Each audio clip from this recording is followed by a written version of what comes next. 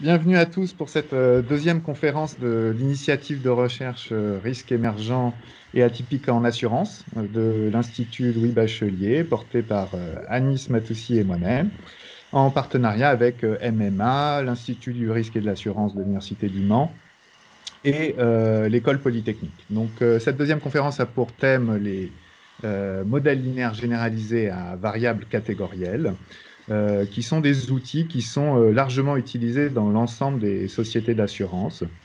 La preuve en est le nombre de personnes du monde professionnel qui sont là aujourd'hui. Donc, des outils qui sont utilisés pour la tarification des différents produits d'assurance et aussi pour le suivi de la sinistralité de différents portefeuilles. Donc, nous sommes ravis aujourd'hui d'accueillir Christophe Dutan, qui est enseignant-chercheur à l'Université Paris-Dauphine, et Tom Romer, qui est chercheur à l'INRAE, qui vont animer cette conférence et qui vont présenter leurs travaux récents sur les modèles linéaires généralisés. Alors, un peu plus précisément, ils vont, dans le cas où les variables explicatives sont uniquement catégorielles, il est possible d'écrire les formes de l'estimateur de maximum de vraisemblance sous forme explicite et donc de calculer plus rapidement la calibration de ces modèles.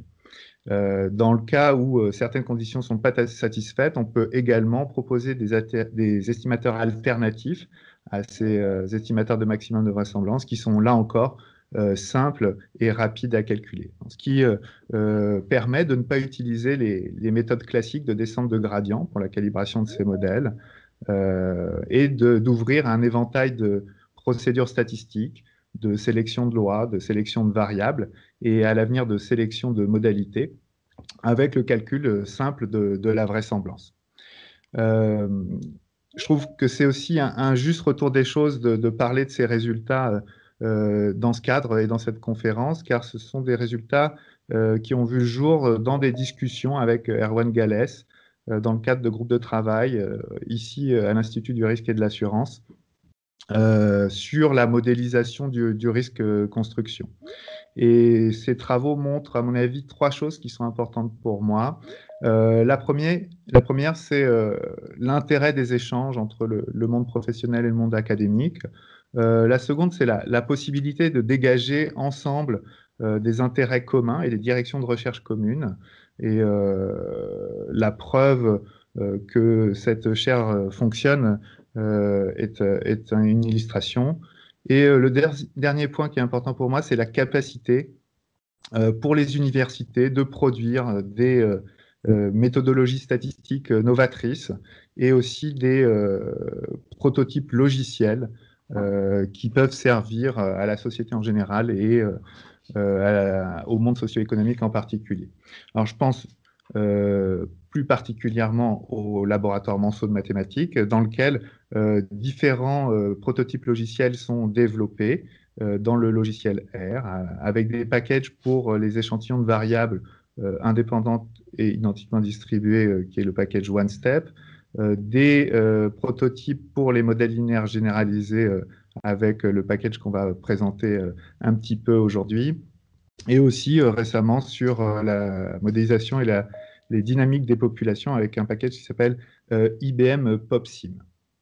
Donc nous aurons le plaisir, après cette conférence, d'écouter les différentes interviews de nos partenaires actuaires et chargés d'études statistiques chez MMA et Covea.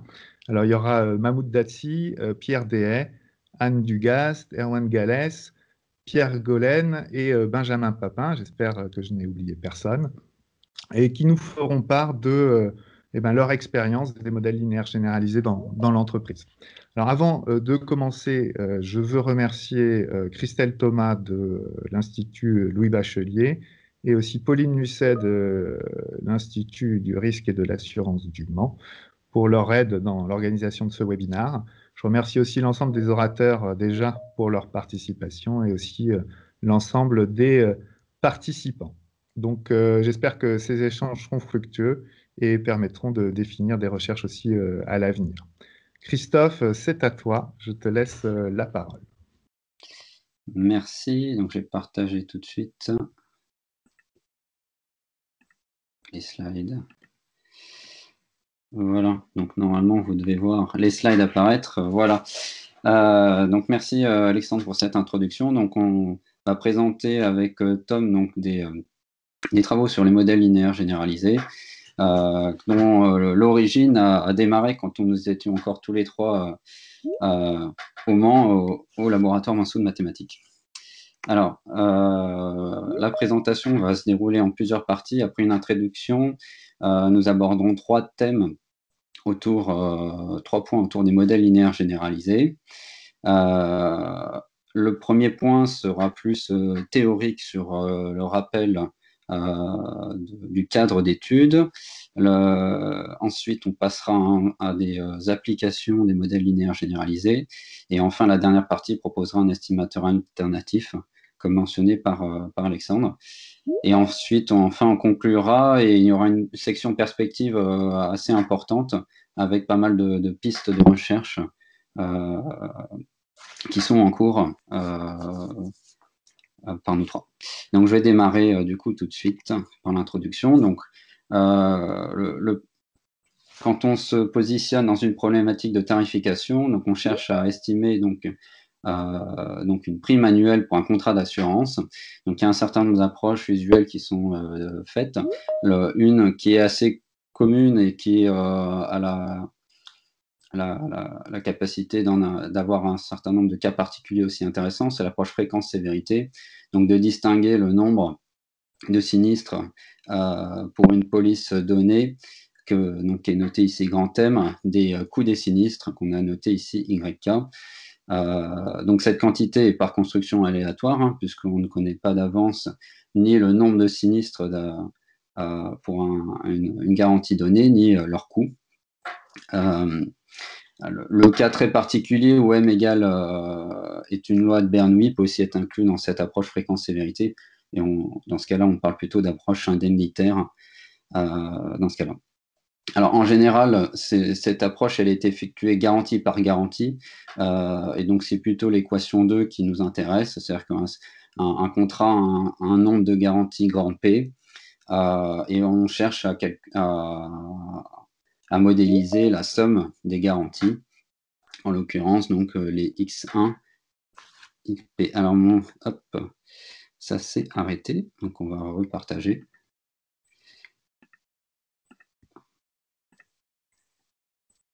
Voilà, hop, je rentre. Voilà, donc quand on va s'intéresser à un certain nombre de caractéristiques de cette quantité, voilà.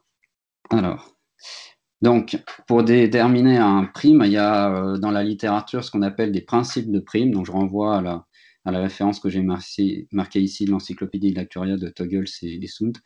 On en a listé 3, il y en a un certain nombre d'autres qui existent. Ce qu'on appelle en général la prime pure, hein, c'est l'espérance de X, donc c'est vraiment le coût moyen sans chargement. En pratique, il y a toujours un chargement de sécurité. Ce chargement peut être lié, comme pour le principe 1, à un chargement uniforme sur l'intégralité de tous les individus, ou comme pour les deux autres principes, à quelque chose qui va être proportionnel à l'écart type ou proportionnel à un écart absolu moyen par rapport à un certain quantile, dans l'idée de ne pas ajouter le même chargement sur tous les individus.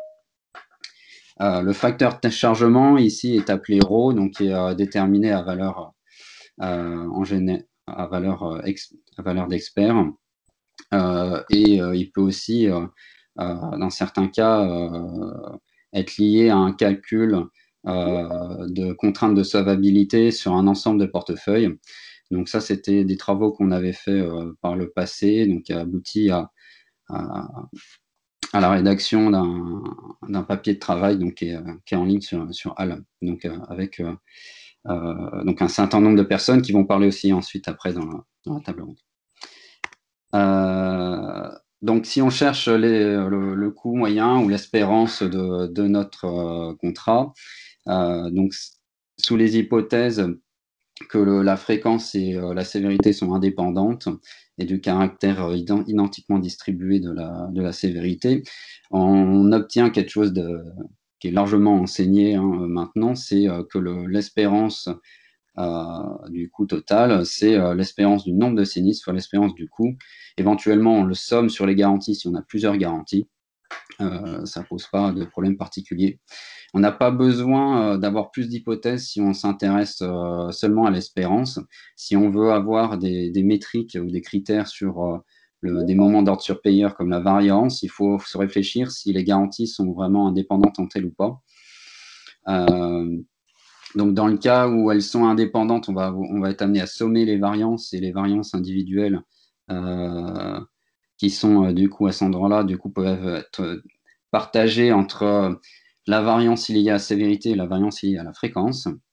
Et puis, dans le cas général, a priori, les garanties ne sont pas indépendantes. Et donc, il y a des termes supplémentaires qui doivent être pris en compte. Donc, ça fera l'occasion de discussion en perspective. Donc, continuons. Donc, pour illustrer tous les propos de cette présentation, on se base sur un jeu de données qui est dans le paquet Case Dataset, issu du livre d'Arthur Charpentier de 2014, qui a le grand avantage que ce sont des données publiques, donc n'importe qui peut les réutiliser. Et donc, on va utiliser un jeu de fréquence, un jeu de sévérité. Donc, ils ont des noms un peu compliqués, mais l'idée, c'est que FRE, c'est pour French. MTPL correspond au nom anglais de assurance autière pour l'assurance automobile, et ensuite on a FREC ou SEV pour la fréquence ou la sévérité. Alors il y a évidemment un certain nombre de variables explicatives sur ce jeu, donc on ne va pas toutes les présenter, je vous présente juste deux graphiques pour la fréquence et deux graphiques pour la sévérité. Le premier, c'est un box plot sur le bien assuré, donc sur le véhicule, avec deux caractéristiques, la marque et l'âge du véhicule. C'est qu'il y a un certain nombre de différences. Sur ce premier graphique, il n'y a pas de lien direct avec la sinistralité. Le second graphique, on regarde justement la fréquence. Donc, les diagrammes proposés sont du coup en ordonnée liée au nombre de sinistres observés par police. Donc, 1, 2, 3 ou 4 sinistres par police. Et en abscisse, vous avez la région considérée. Et plus le diagramme a une base large et plus le nombre de polices dans cette classe est important. On constate en l'occurrence, par exemple, sur ce jeu de données, qu'il y a un certain nombre de polices qui sont souscrits dans la région centre.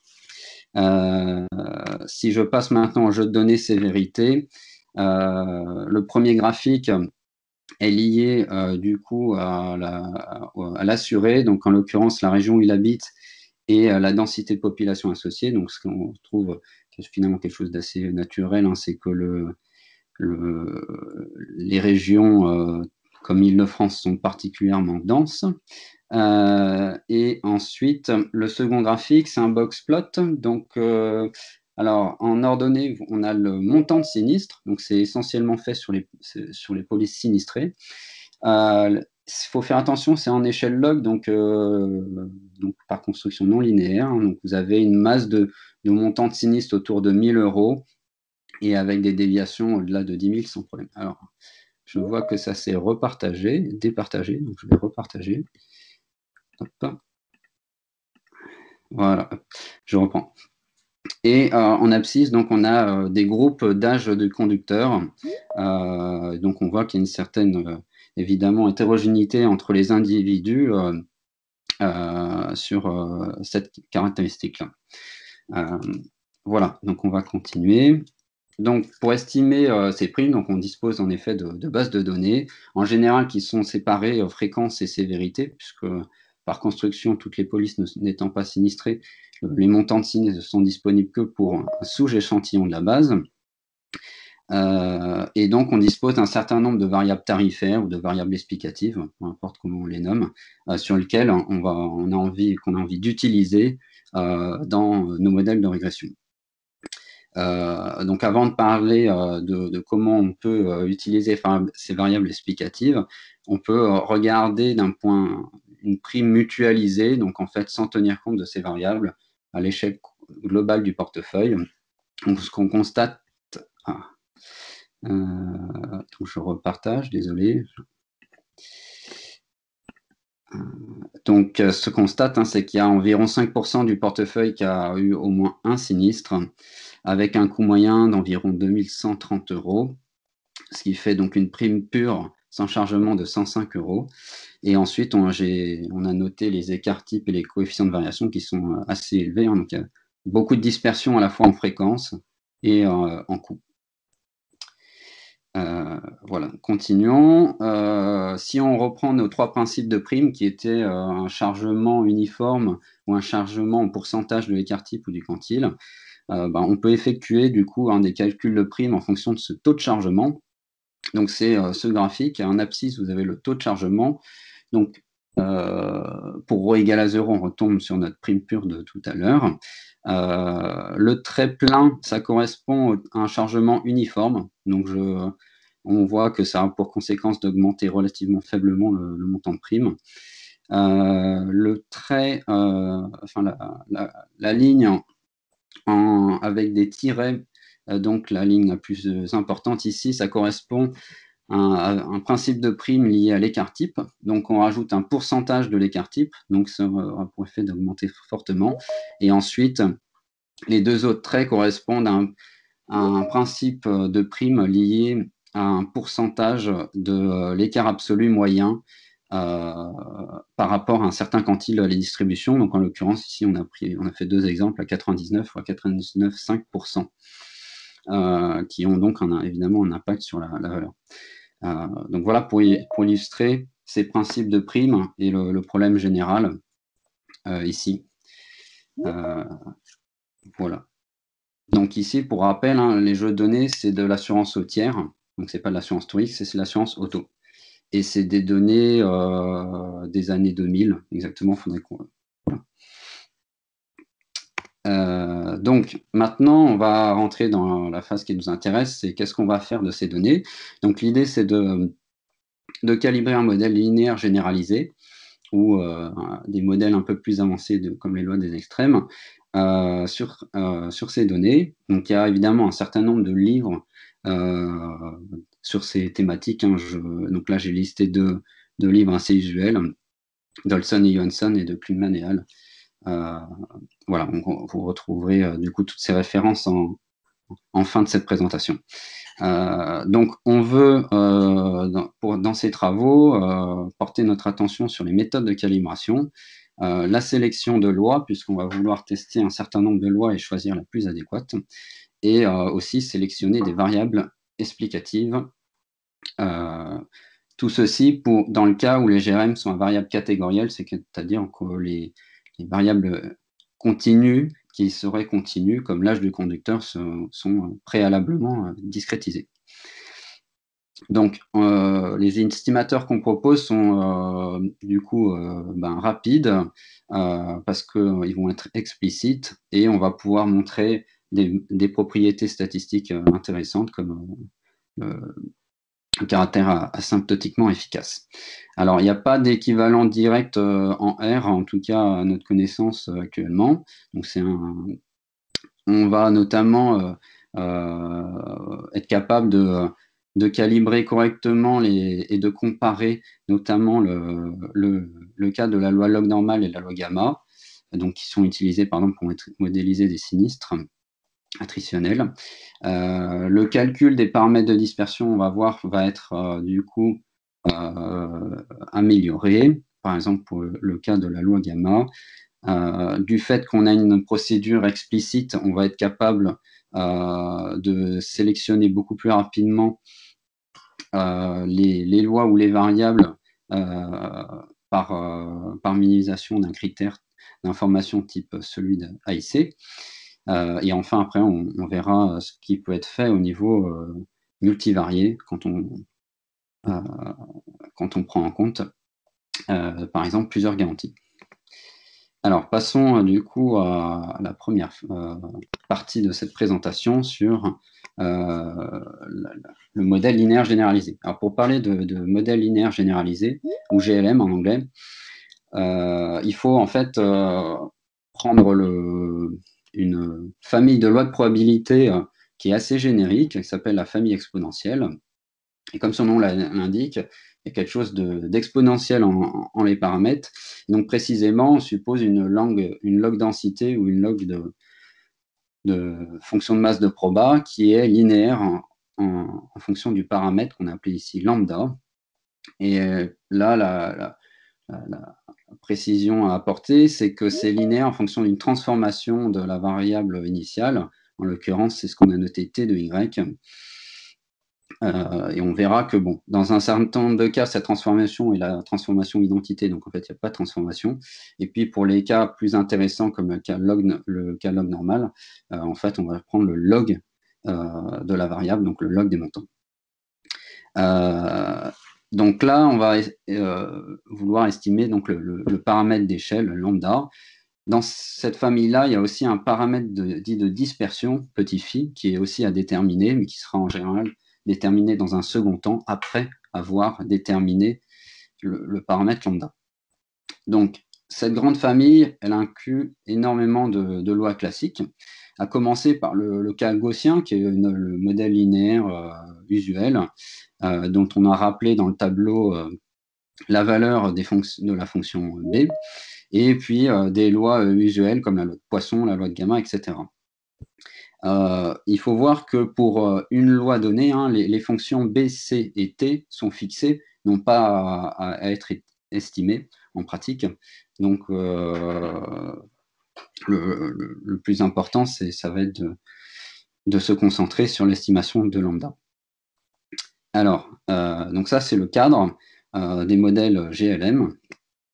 Précisément, maintenant, quelles sont les hypothèses du modèle GLM? On va supposer que nos variables d'intérêt vont être indépendantes. Donc, on peut imaginer que I, ça représente un nombre de sinistres, ça représente un coût de sinistre, ou ça représente autre chose. Mais on n'impose pas cette fois-ci que les variables soient identiquement distribuées. Donc, on va considérer en pratique qu'elles sont toutes dans la famille exponentielle, la même famille exponentielle en l'occurrence, et avec un certain paramètre lambda 1 jusqu'à lambda n à estimer.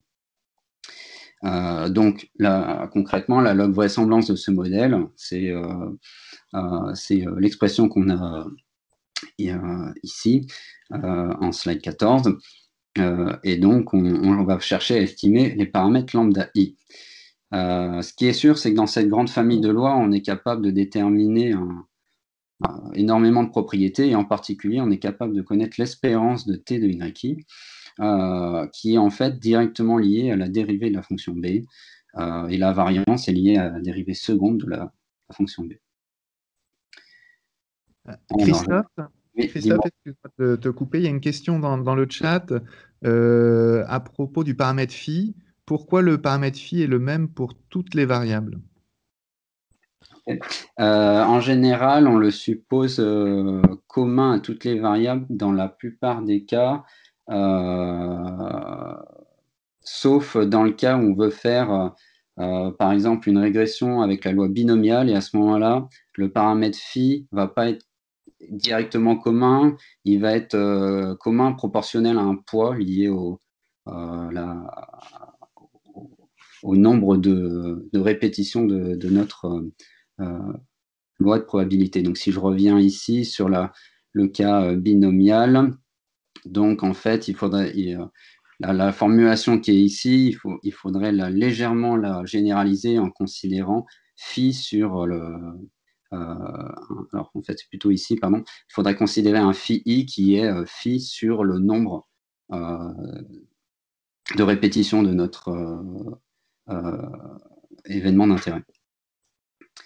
Voilà. Mais en pratique, que ce soit dans GLM ou dans les procédures type SAS, phi est toujours... Enfin, il y a un seul paramètre de dispersion, éventuellement, qui peut être pondéré par des poids discrets, mais ce paramètre reste commun. Voilà. OK, donc on va poursuivre. Quelque chose que je n'ai pas précisé, c'est que pour certaines lois de probabilité, c'est vrai on peut le mentionner ici sur ce tableau, le paramètre de dispersion vaut exactement 1, typiquement pour la loi de Poisson. Donc là, du coup, nécessairement, quand on fait cette hypothèse de loi, on impose un paramètre commun de dispersion. Voilà.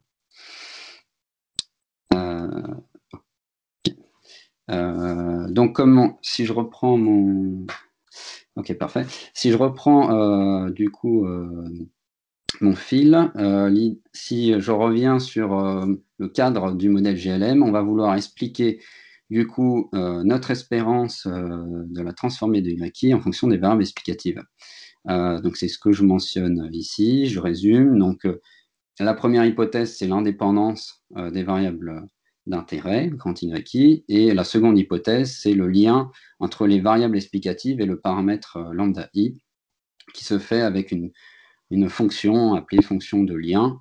Donc, stricto sensu, là, cette fonction, c'est G de l'espérance de la transformée des YI, qui est égale à la somme des combinaisons de variables explicatives. Et donc, oui, on peut déterminer une transformée aussi inverse pour avoir la valeur de lambda I, qu'on appelle ici H.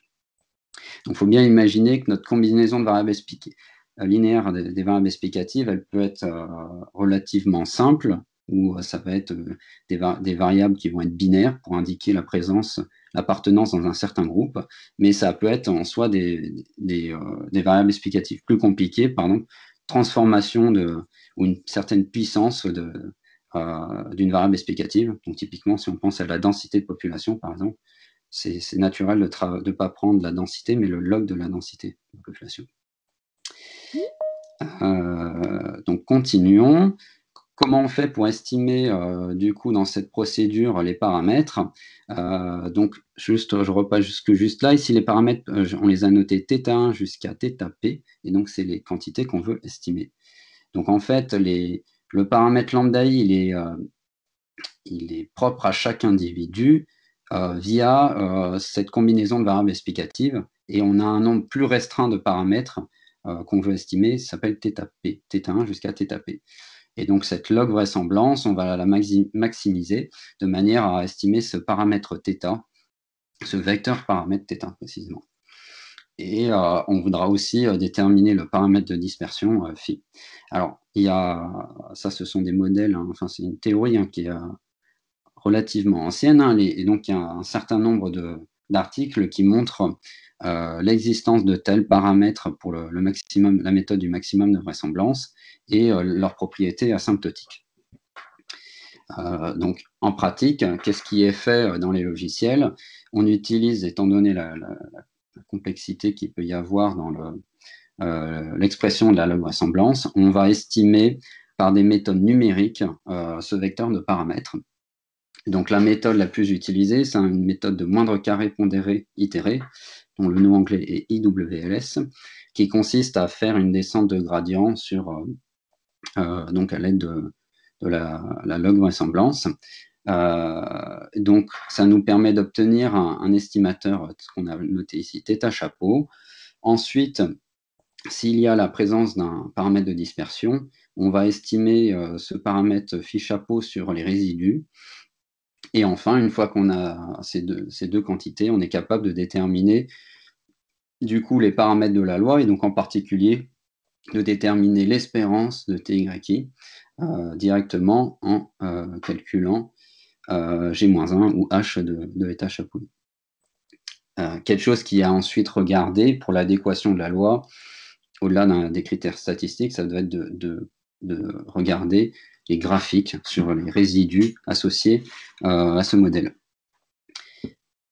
Alors, la méthode IWS a l'avantage de fonctionner en toutes circonstances, mais relativement coûteuse en temps. Et donc, c'est le but de cette présentation de montrer des expressions explicites dans certains cas. Alors, dans quel cas on va pouvoir avoir des expressions explicites de cet estimateur de maximum de vraisemblance? Dans le cas où on a des variables catégorielles. Alors, pour rappel, une variable catégorielle, elle a un nombre fini de valeurs ou de modalités, qu'on a appelé ici petit d. Et donc, on va être amené à recoder. Donc, on peut imaginer que la variable catégorielle, c'est par exemple la région dans laquelle habite l'assuré, et on va vouloir du coup recoder ça. on est bien d'accord que pour une combinaison de variables explicatives, il faut que ce soit quelque chose de numérique. Donc en pratique, il va y avoir un recodage de la variable dont on a noté ici les valeurs V1, V2, etc. jusqu'à VD en vecteur binaire qui indique l'appartenance à une certaine modalité. En général, il y a un coefficient d'intercept, donc c'est ce que j'ai noté ici, xi1, c'est-à-dire un coefficient moyen qui est commun à l'ensemble des individus dans le prédicteur linéaire, le βi.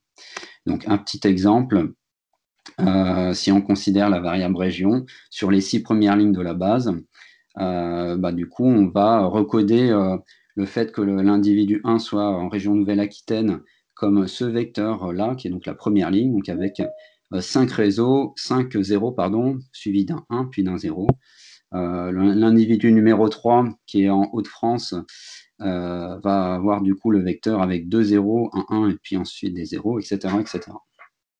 Donc ça, c'est quelque chose qui est fait automatiquement maintenant dans les logiciels, et dont en général, on ne se pose pas, mais on est bien d'accord qu'on ne peut pas directement utiliser un label ou une variable de type chaîne de caractères directement dans le prédicteur linéaire, il faut la recoder. Donc dans ce cas-là, si on considère une seule variable explicative, qu'on a notée xi2, qu'on a recodé donc en D variables binaires, on cherche du coup à un GLM de cette forme-là, c'est-à-dire qu'on cherche une transformation de l'espérance avec exactement cette formulation. Alors, tel qu'écrit au-dessus, le modèle n'est pas identifiable puisque par construction, le vecteur des variables binaires xi de j, il a exactement un seul 1 parmi ces valeurs, parmi ces composantes, et donc il y a nécessairement une valeur qui est redondante si j'inclus aussi l'intercept ici θ1. Donc en pratique, on impose une contrainte linéaire, aussi appelée contraste, sur la valeur de θ. Donc on va voir des exemples de contraste très simples qui sont en général prédéfinis dans les logiciels sans nécessairement qu'on s'en rende compte. Donc dans le cas où on a ce vecteur de contraste, donc les composantes, on n'a pas précisé les composantes du vecteur grand R, on les a notées petit r0 jusqu'à rd. Et donc sous l'hypothèse que le r0 est différent de la somme des autres composantes, on peut montrer qu'il y a une écriture explicite. Alors prenons des cas particuliers importants, c'est le cas où il n'y a pas d'intercept, donc c'est-à-dire en fait on impose à ce que le paramètre θ1 soit nul. C'est l'équation que j'ai mis ici.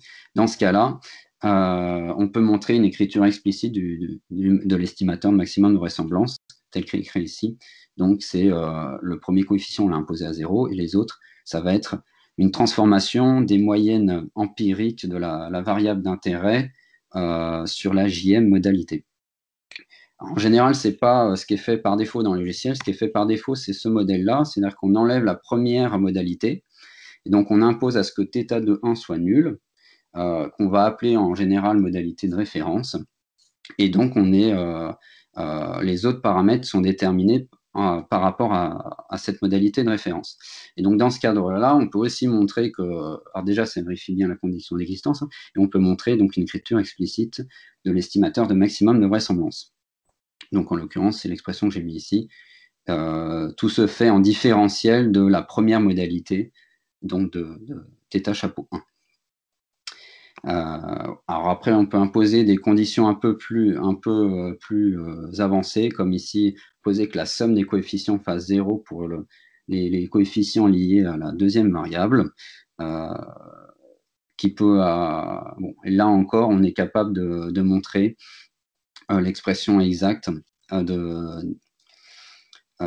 des estimateurs de maximum de vraisemblance.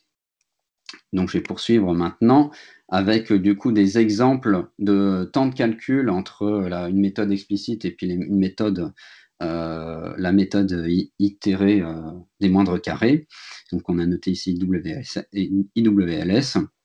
Donc, c'est un exemple purement simulé. Il y aura des exemples sur notre base d'illustration tout à l'heure. Donc là, vous avez du coup sur les lignes, le nombre de modalités considérées, et sur les colonnes, la taille d'échantillon. Et donc, plus l'échantillon est grand, plus le temps de calcul va être long. Et les chiffres notés sont les ratios des temps de calcul entre la méthode standard et une formule explicite. Et donc, naturellement, sur un petit échantillon avec peu de modalités, la méthode standard est seulement 1,5 fois plus lente que la méthode explicite. Et puis, à l'opposé, un cas où on aurait 90 modalités et des tailles d'échantillon de 100 000, on a une méthode qui est du coup 27 fois plus rapide. On a illustré ça aussi sur les graphiques. Donc, en faisant varier les tailles d'échantillons et le nombre de variables explicatives, on voit bien que dans les deux cas, c'est quelque chose de linéaire en fonction du nombre de modalités, mais la pente est nettement différente entre une formule explicite et une méthode numérique qui est ici IWLS. Voilà. Donc, qu'est-ce qu'on fait en pratique de ces GLM? On l'applique du coup sur des variables qui ne sont pas nécessairement des variables catégorielles. Ça peut être des variables aussi continues. Donc, on va être intéressé à les découper. Donc, l'exemple le plus naturel, c'est l'âge du conducteur. Comment transformer une variable numérique en variable catégorielle? Donc, quelque chose qui peut être fait, c'est de faire un découpage à pas fixe. On fait des catégories, des tranches d'âge de même longueur, et on va déterminer des coefficients en fonction de ces tranches d'âge. Donc, concrètement, ça revient à faire un découpage. Donc, ici, par pas de 10 ans, on va avoir un coefficient pour la tranche d'âge 20-30 ans, la classe d'âge des 30-40, etc. Donc, on voit qu'un découpage à pas fixe n'est pas forcément toujours opportun, puisque on ne tient pas compte on perd un peu de l'information, notamment sur ces données de fréquence, on constate bien, hop, je vois que j'ai été déconnecté. Voilà, je rebascule. Et donc, notamment sur la tranche d'âge entre 20 et 30 ans, on voit que la fréquence moyenne de sinistres est très différente d'un âge à un autre. Donc, c'est assez approximatif de procéder de cette façon-là. Quelque chose qui peut être fait, c'est de faire des classes de même effectif, donc utiliser du coup une procédure par quantile. On va imposer que dans une classe d'âge, il y ait le même nombre d'individus. Donc, typiquement, on peut imposer 8 classes, 10 classes, etc. Donc, si je reprends toujours mon exemple de fréquence et de l'âge du conducteur, si je découpe en 8 groupes, alors les effectifs ne sont pas strictement identiques du fait que là, ici, il y a des ex-aequo, mais ils sont voisins autour de 50 000 individus par classe d'âge. Et donc là, on constate que ça aura pour effet d'avoir des petites classes là où on a le plus d'individus, donc entre 30 et 60 ans. Et puis, pour les plus grands individus, donc par exemple, les individus de plus de 64 ans, on a du coup une classe nettement plus grande. Donc ça aura pour effet d'avoir une plus grande fiabilité sur les paramètres estimés, mais ça peut être plus compliqué de justifier du choix des classes. Et enfin, quelque chose de plus avancé qui est déjà pratiqué, c'est de dire, je vais utiliser un arbre de régression. On va découper par une procédure statistique ma variable âge du conducteur, dont les seuils vont être choisis par une procédure d'arbre de régression. Typiquement, sur notre base, le premier seuil trouvé, il a un âge de 24 ans. Si vous avez plus de 24 ans, du coup, vous allez sur la gauche de l'arbre. Si vous avez moins de 24 ans, vous allez sur la droite de l'arbre. Et ensuite, il y a un autre seuil. Donc, par exemple, à droite, est-ce que vous avez plus de 21 ans ou moins de 21 ans? Et puis ensuite, vous subdivisez. Et on voit que les fréquences sont différentes de sinistres. Plus la feuille terminale est sombre et plus la fréquence est faible, en l'occurrence. Et plus elle est claire et plus la fréquence est élevée. Non, pardon, c'est l'inverse, et c'est plus la fréquence est élevée et plus la couleur est sombre. Donc voilà un exemple de ce qui peut être fait, et donc après des procédures qu'on peut faire sur notre base. Donc concrètement, si je reprends les seuils de l'arbre de régression, on voit qu'on discrimine très fortement pour les âges jeunes, et puis pour les âges un peu plus élevés, donc entre 30 et 60 ans, on a finalement peu de catégories d'âge. Et puis après, il y a une catégorie d'âge plus élevée, au-delà de 75 ans. Donc ça, c'est des procédures hein, qu'on pourrait faire qui peuvent être utilisées pour estimer la fréquence par âge, sans tenir compte d'éventuels lissages hein, des primes en fonction de l'âge du conducteur. Qu'est-ce qu'on peut faire aussi avec ces procédures? On peut faire la sélection de lois. Donc typiquement, si on s'intéresse aux jeux de données de sévérité, on peut calibrer plusieurs lois continues. Donc l'exemple classique, c'est une loi gamma, mais on peut aussi calibrer une loi inverse gaussienne, une loi log normale. Et donc, on est capable de déterminer du coup la log vraisemblance du modèle et de chercher celui qui est le plus adéquat. Donc, soit on va vouloir maximiser la log vraisemblance, soit minimiser les critères d'information. Donc, c'est les deux autres colonnes, AIC ou BIC. Et donc, typiquement, ici, c'est le modèle log normal qui semble le plus adéquat. Du coup, j'ai mis les valeurs des coefficients associés dans le second tableau liés aux trois lois. Et donc, on constate que c'est finalement ce modèle log normal sur ces données qui fonctionne le mieux. On peut aussi utiliser des lois à queue plus épaisse, comme donc où le poids de la distribution dans la queue distribution est plus élevé. Donc, typiquement, on peut utiliser par exemple une loi de Pareto 1. Donc, c'est un cas où on va vouloir transformer en fait la variable d'intérêt. On ne va pas regarder le montant, mais le log des montants précisément. Donc, dans ce cas-là, on est capable, de montrer que le maximum de vraisemblance existe toujours et aussi de déterminer du coup les valeurs des estimateurs de manière explicite. Alors, donc je vais poursuivre. Donc, si on utilise le lien dit canonique, qui est en l'occurrence l'inverse, on va vouloir expliquer l'inverse du log des montants en moyenne. Dans ce cas-là, on peut toujours donner une expression explicite des estimateurs de maximum de vraisemblance et on peut obtenir la loi exacte de l'estimateur, dont le principal intérêt va être de déterminer des tests d'hypothèse, par exemple de nullité du coefficient, de manière exacte et non plus de manière asymptotique. Dans ce cadre-là de la loi Pareto 1, on est capable du coup de déterminer l'espérance et la variance hein, du nombre, enfin de l'estimateur, et donc d'avoir un estimateur qui va être sans biais et de variance faible. On peut du coup, voilà, c'est ce que je note ici, l'estimateur proposé peut avoir une variance plus faible que l'estimateur de maximum de vraisemblance, donc en considérant en fait l'estimateur ici θ étoile plutôt que θ chapeau. Donc je vais poursuivre hein, pour avoir du coup pas perdre trop de temps et laisser du temps à Tom Romer. Donc, juste pour terminer sur cet exemple de loi de Pareto, on peut aussi considérer d'autres fonctions de lien plutôt que l'inverse, comme le log. Et là aussi, on va être capable de déterminer la distribution de l'estimateur. Donc, en particulier, son espérance et sa variance, et du coup, de déterminer, par exemple, des tests asymptotiques et un estimateur qui va être débiaisé.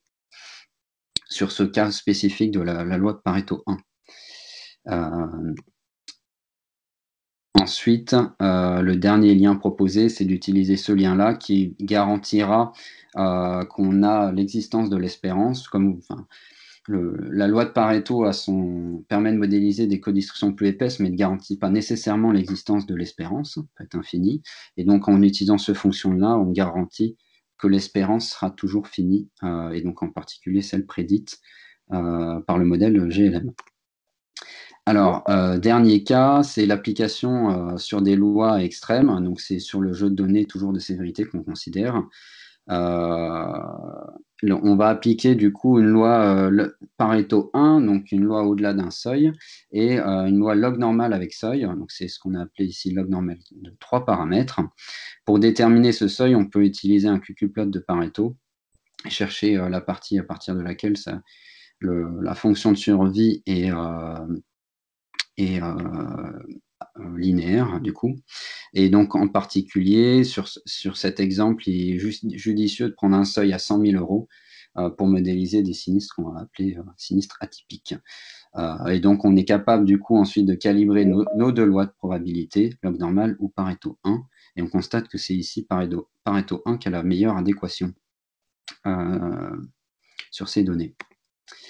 Pour la loi gamma, du coup, quand ça permet de modéliser des montants de sévérité de distribution, enfin de sévérité moyenne, et donc sous-entendu sur la partie attrititionnelle des sinistres. Et donc là, les travaux qu'on a effectués mettent en avant qu'on peut estimer de manière fine le paramètre de dispersion, ce qui n'est pas le cas nécessairement dans les fonctions GLM implémentées dans le logiciel, donc typiquement dans celle de R. L'approximation faite est assez forte et l'estimation peut être très éloignée de la vraie valeur du paramètre. Donc en l'occurrence, typiquement, R trouve un paramètre de l'ordre de 20, alors que la vraie valeur est autour de 1,3. Je vais du coup terminer sur cette sélection de variables avant de passer la parole.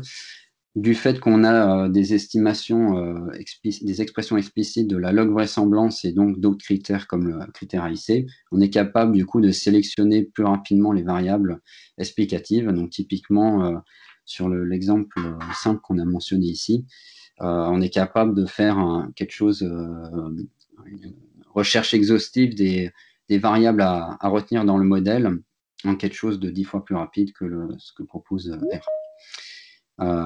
Voilà, donc je vais laisser la parole à Tom, donc je vais arrêter. Excuse-moi Christophe, il y a une question de Sabrina Sava sur le seuil. Peut-être je peux lui laisser poser la question. Sabrina, peut-être tu peux poser directement la question parce que... Alors oui, je peux poser la question. C'est en effet sur ce graphique-là. Nous, on regarde de manière plutôt visuelle pour déterminer le seuil. Je voulais savoir s'il y avait une méthode qui permettait un peu d'avoir, plutôt que d'utiliser une méthode visuelle qui est assez subjective, je trouve, d'une personne à l'autre, d'avoir peut-être une méthode qui donne la valeur de ce seuil-là, qui renvoie directement la valeur. Complètement, en effet, notamment dans l'article coécrit, on a proposé de réaliser la sélection du seuil en regardant une statistique de test et donc de chercher le seuil qui minimise cette statistique de test, donc pour ne pas rejeter l'hypothèse de loi qu'on fait. D'accord. Voilà, donc c'est une application en effet directe comme on a la log vraisemblance de manière explicite, du coup on est capable de faire une sélection numérique. Ok. Voilà. Est-ce qu'il y a d'autres questions dans le fil de discussion, Alexandre? Il y en avait une autre, alors on peut peut-être l'aborder tout de suite. Je pensais la faire plutôt à la fin. C'était sur est-ce qu'il y a une sensibilité des résultats par rapport au choix de la modalité qu'on supprime, par exemple dans le choix du contraste. Alors, moi, j'ai une réponse partielle sur le sujet avant peut-être Christophe, qui est je pense que pour la vraisemblance, ça change rien. Tu m'arrêtes, Christophe, hein, bien sûr. Je pense que pour la vraisemblance, ça change rien. Maintenant, si on doit considérer, par exemple, des tests sur la significativité de chacun des coefficients, peut-être il y a des modifications qui vont se passer, mais ça, je ne le sais pas. Oui, complètement. En effet, je pense que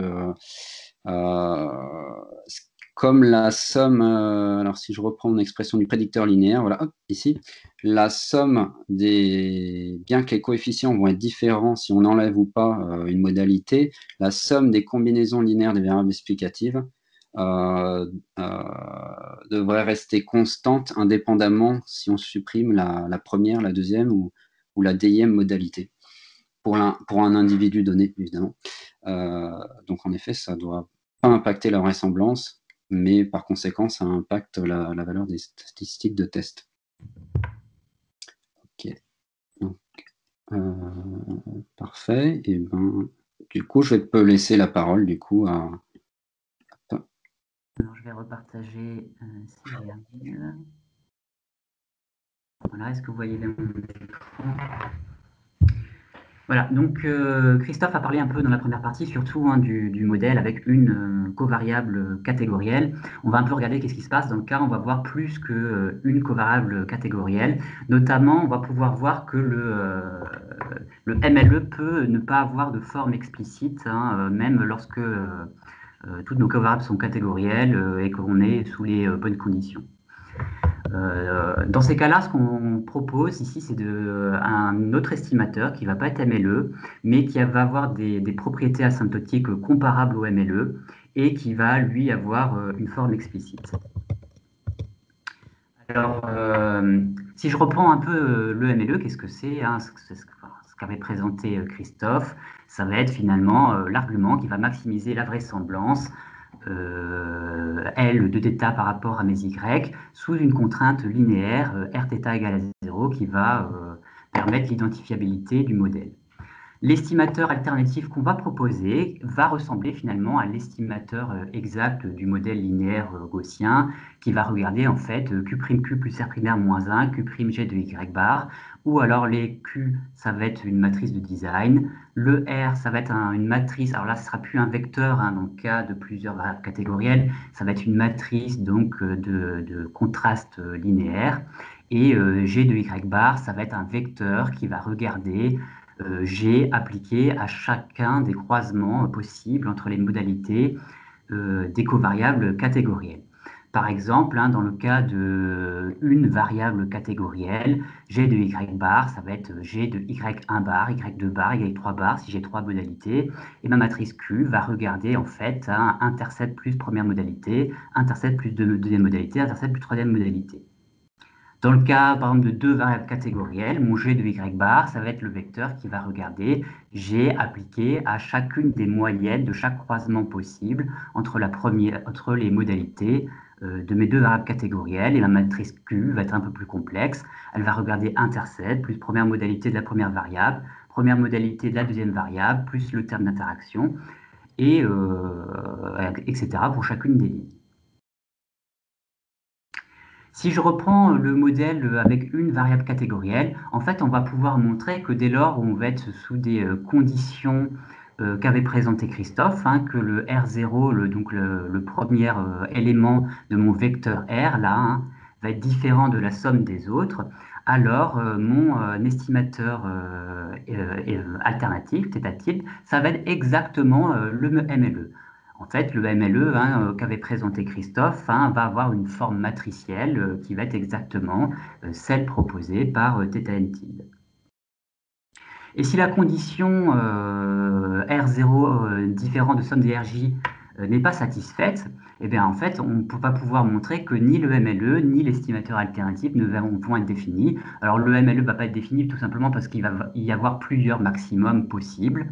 On n'aura plus unicité du maximum, et notre estimateur alternatif ne sera pas non plus défini, puisqu'en fait, on va pouvoir montrer que cette matrice Q' plus R' ne va pas être inversible. Dans le cas de deux variables catégorielles, là encore, on va pouvoir montrer, sous certaines conditions, que sous certaines conditions sur cette matrice R, que notre estimateur alternatif va être exactement le MLE. Par exemple, dans le cas du modèle avec deux variables, comprenant les termes d'interaction. Si je prends ces matrices R classiques implémentées dans les logiciels de calcul, comme par exemple R, par exemple zéro somme condition, ou alors une catégorie de référence, c'est-à-dire que pour chacune des variables catégorielles, on va avoir le premier élément, par exemple, qui va être considéré comme catégorie de référence, ou alors encore de prendre le cas où on va considérer seulement les interactions du modèle et on va supprimer l'intercept plus les modalités propres. Eh bien, on va pouvoir montrer que pour ces trois matrices grand R, notre estimateur alternatif, Q'Q plus R' moins 1 Q'G de Y bar, c'est exactement le maximum de la vraisemblance θ chapeau. Sous d'autres conditions, enfin sous d'autres modèles, par exemple, le cas du modèle sans interaction, on va pouvoir montrer qu'en fait, notre estimateur alternatif n'est pas le MLE. Par exemple, là, nous avons simulé, pardon, 27, un jeu de données, un tout petit jeu de données avec 27 lignes, deux variables catégorielles que j'ai appelées outcome, traitement. Nous avons pris là une catégorie de référence, donc le premier outcome on ne voit pas, le premier traitement on ne voit pas, c'est des catégories de référence.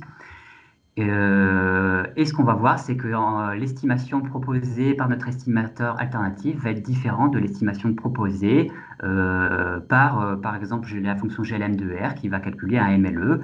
Alors, on va voir qu'on n'est pas nécessairement très loin, hein. On va perdre un peu en vraisemblance puisqu'on ne va plus maximiser la vraisemblance. Que dans le cas gaussien, dans le cas gaussien, on va retrouver l'égalité. Alors seulement dans le cas d'un plan équilibré, alors là, j'ai simulé autant de modalités par combinaison possible entre les catégories. Si je ne l'avais pas fait, on trouverait également un écart dans le cas gaussien. Et ce qu'on va voir également, c'est que notre estimateur alternatif ne va pas dépendre en fait de la distribution qu'on va imposer sur notre SYI, mais va dépendre uniquement de la fonction de lien qu'on va mettre. Par exemple, hein, si je mets la même fonction de lien, que ce soit modèle gaussien ou Poisson, je vais trouver les mêmes estimations pour mon estimateur alternatif et des estimations qui vont être légèrement différentes dans le cas du MLE. On va revoir globalement la même chose hein, sur différents modèles qu'on a testés. On va noter que la vraisemblance hein, qu'on va obtenir pour notre estimateur alternatif va être toujours, toujours plus petite, mais va pas être non plus très éloignée finalement du MLE. Grosso modo, ce qu'on a pu voir, c'est que pour le MLE, donc on sait qu'on a la normalité asymptotique, la consistance, hein, c'est l'estimateur qui va maximiser la vraisemblance, mais néanmoins les approches IWLS vont pouvoir mener à des temps de calcul longs, ce qui n'est pas le cas de notre estimateur alternatif, hein, qui va être également des propriétés de normalité asymptotique, des propriétés consistantes, qui va avoir des temps de calcul très rapides. Alors, dans certains cas, ça va être exactement notre MLE, par exemple dans le cas d'une variable catégorielle ou alors deux variables catégorielles avec les termes d'interaction. Dans d'autres cas, par exemple dans le cas du modèle sans interaction, ça ne sera pas le MLE et il aura une variance qui va être supérieure au MLE. Mais néanmoins, on va avoir la possibilité d'accéder à la loi non asymptotique et proposer par exemple des estimateurs débiaisés et pourquoi pas essayer de corriger la variance de cet estimateur-là. Ça fait partie des perspectives qu'on aimerait proposer. En conclusion, donc, ce qu'on a proposé, c'est une forme explicite pour le MLE, donc, dont le calcul va se passer des algorithmes de descente de gradient, IWLS. Dans le cas, on va avoir des covariables catégorielles sous certaines conditions, en fait, sur notre matrice ou notre vecteur grand R. Ça va être donc des formes très simples et très rapides à calculer, qui vont donner la possibilité d'accéder à la loi exacte de l'estimateur et de débiaiser les estimations et de proposer des tests exacts et non asymptotiques pour les coefficients. On a également donc proposé une estimation MLE pour les paramètres de dispersion du modèle, notamment dans le cas du modèle gamma, qui va être différent de ce qui est proposé dans R et qui va nous amener également des estimateurs consistants pour le paramètre de la dispersion.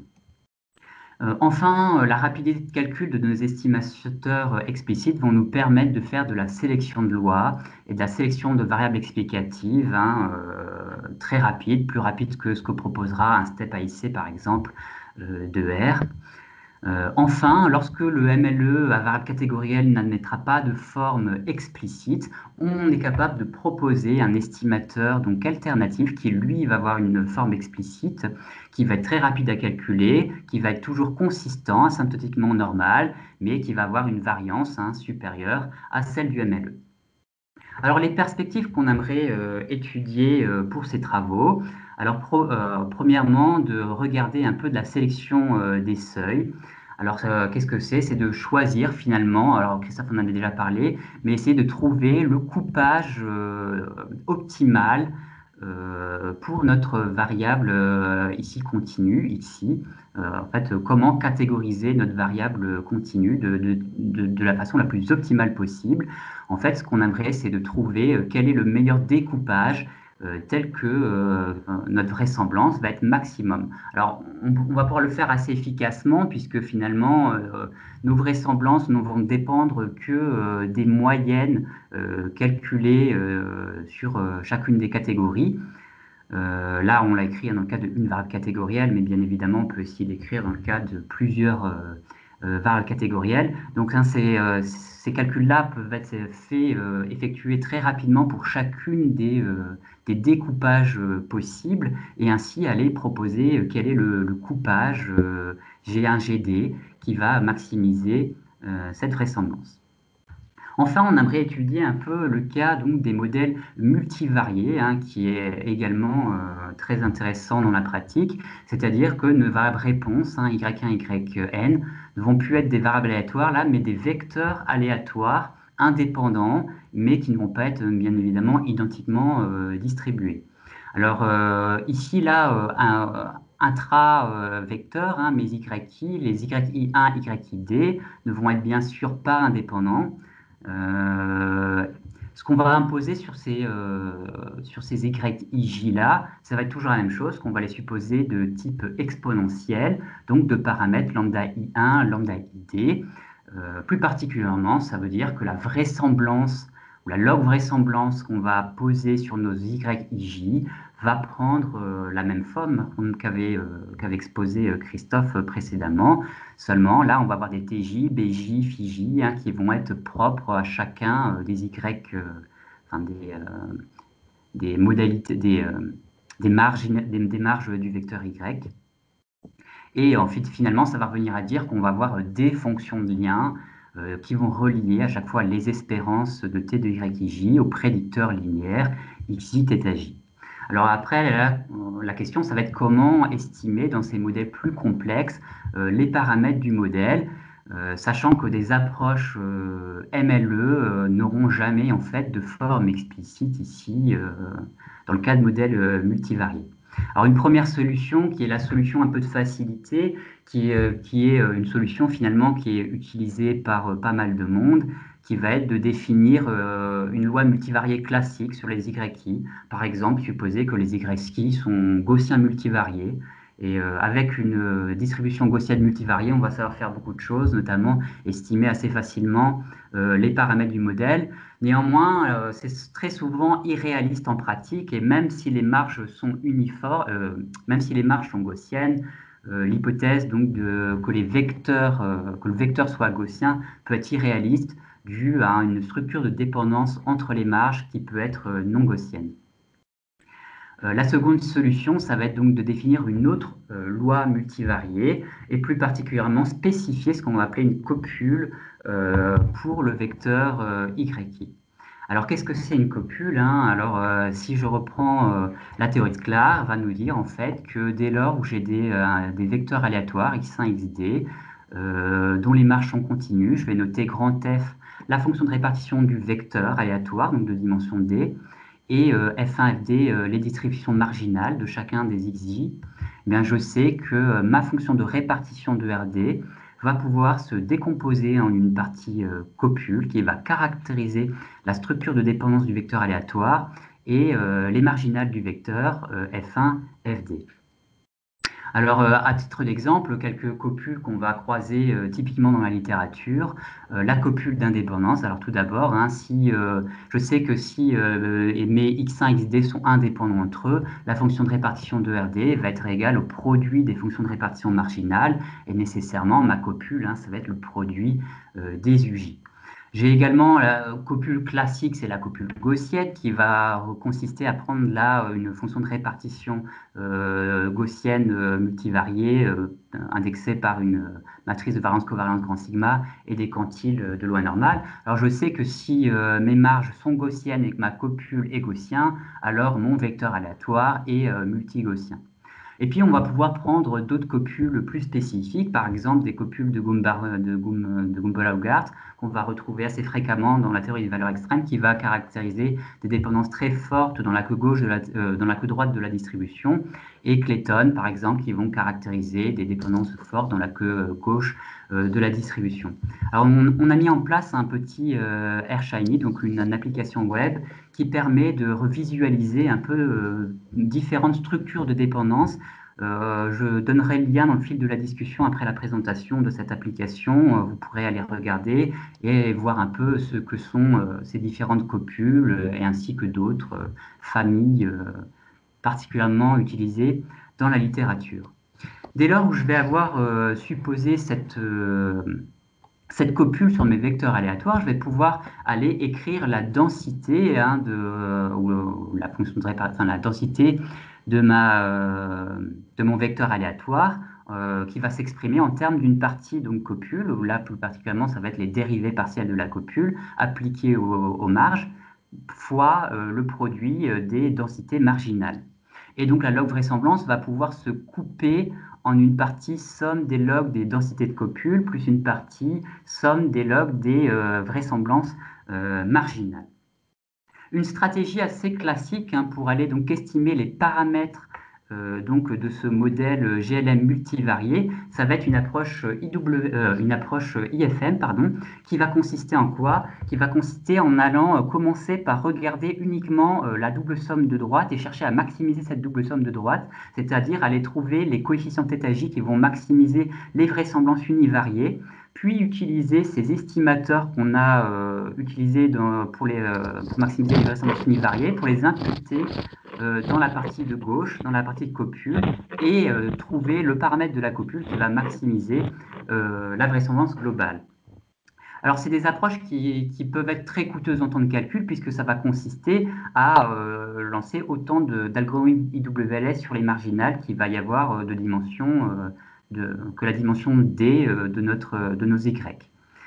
Néanmoins, ce qu'on peut mettre en place, c'est ce qu'on regarde avec Alexandre et Christophe, c'est de prendre non pas donc des approches IWS, mais d'aller considérer nos estimateurs exacts, soit qui dans certains cas seront MLE, qui dans d'autres cas seront ces estimateurs alternatifs, et d'aller les imputer finalement dans cette partie de gauche, exactement de la même façon que les approches IWLS, pour avoir un estimateur conjointement du paramètre de la copule et des paramètres marginales. Et on est en train de démontrer la normalité asymptotique et la convergence presque sûre pour ces approches IFM. Donc là, voilà, c'est des travaux en cours avec Christophe et Alexandre. Donc pour les références, donc on a un premier article qu'on a publié donc en 2020 sur ces approches explicites pour le MLE. Farmer et Kaufman, qui est donc la littérature concernant la consistance et la convergence asymptotique des modèles linéaires généralisés, enfin des approches MLE pour le modèle généralisé. Oui, pardon. Oui, il y a une question dans le chat sur les liens entre les... Alors, j'entends mon retour. Entre les liens des modélisations multivariées avec le traitement en assurance, notamment pour les multirisques ou les garanties multirisques, modèle de fréquence tiers ou tout risque. Est-ce que... Typiquement, on pourrait regarder plusieurs phénomènes à la fois. Par exemple, nos YI pourraient être à la fois des fréquences et à la fois des coûts qu'on va regarder conjointement. Après, je ne suis pas le spécialiste de la question. Peut-être Christophe, tu aurais... Sinon, je vais répondre aussi. Alors, ça, c'est un groupe de travail qu'on a avec Generali, sur lequel on fait effectivement de la modélisation multirisque habitation à partir de ces modélisations multivariées. Alors l'idée, c'est de modéliser les fréquences de chacun de ces garanties, enfin, de chacun de ces risques, justement par un modèle de copule associé à des GLM. Donc effectivement, c'est un cas qu'on est en train de traiter. On réfléchit aussi à des modèles Tweedy pour la sinistralité conjointe et aussi à des modèles multivariés pour les sinistres, enfin pour les montants de sinistres, mais ça c'est plus complexe. Voilà, donc effectivement c'est directement en lien avec les assurances. Voilà, donc je termine avec les références. Donc il y a Klugman et Ponger et Villeneuve pour les modèles de perte en assurance qu'on a utilisés. McGulag et Nelder, qui est une bonne référence sur les modèles linéaires généralisés dans le cadre assez général. On a proposé dans les références à Olson et Johansson sur les modèles généralisés pour l'assurance non-vie. Sklar, c'est sur les copules, bien évidemment. Tegel et Sundt, encyclopédie des sciences actuariales. Notamment, vous retrouverez les principes de prime dans cet ouvrage. Voilà, je vous remercie de votre attention. Au nom de tous les autres. Merci Tom pour cette présentation. Merci Christophe également pour votre conférence. Est-ce qu'il y a des questions sur ces modèles linéaires généralisés à variables catégorielles supplémentaires avant qu'on passe à la suite?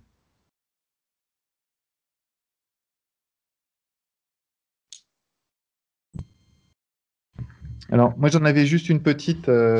Vous avez parlé effectivement, même si j'ai peut-être une idée de la réponse, vous avez parlé de l'amélioration de la variance limite de ces estimateurs-là, quand on propose des alternatives. Comment on pourrait faire ce genre de... Alors, on pourrait penser à des approches de one-step estimateur pour améliorer ces approches-là, enfin ces variances-là.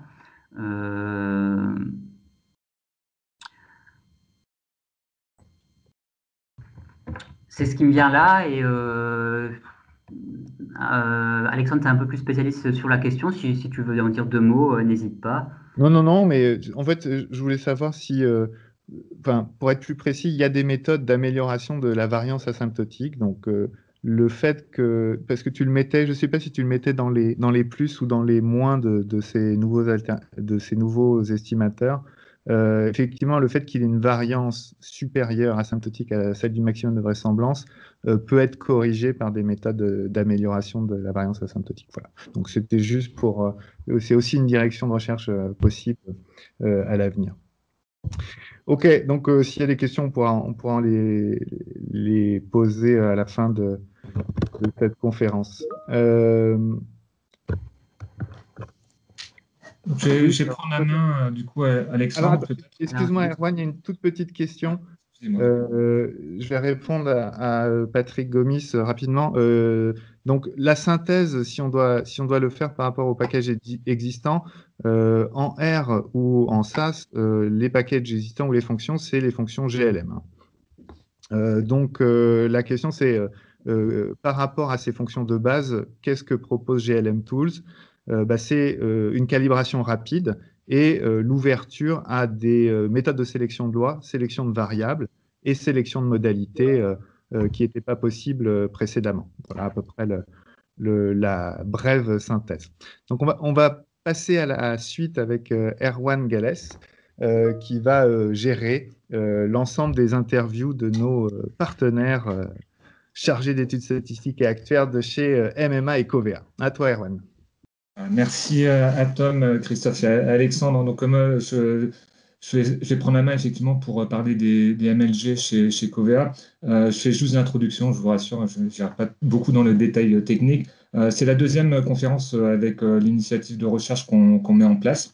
La première avait pour thème les processus de Hawkes et on avait essayé de coupler à la fois la partie théorique avec des présentations techniques sur les processus de Hawkes dans les marchés financiers et les processus de Hawkes sur les risques cyber notamment. Et ensuite, nous, on avait développé la partie, la partie processus de Hawkes sur le dommage ouvrage et les polices de chantier dans l'assurance construction.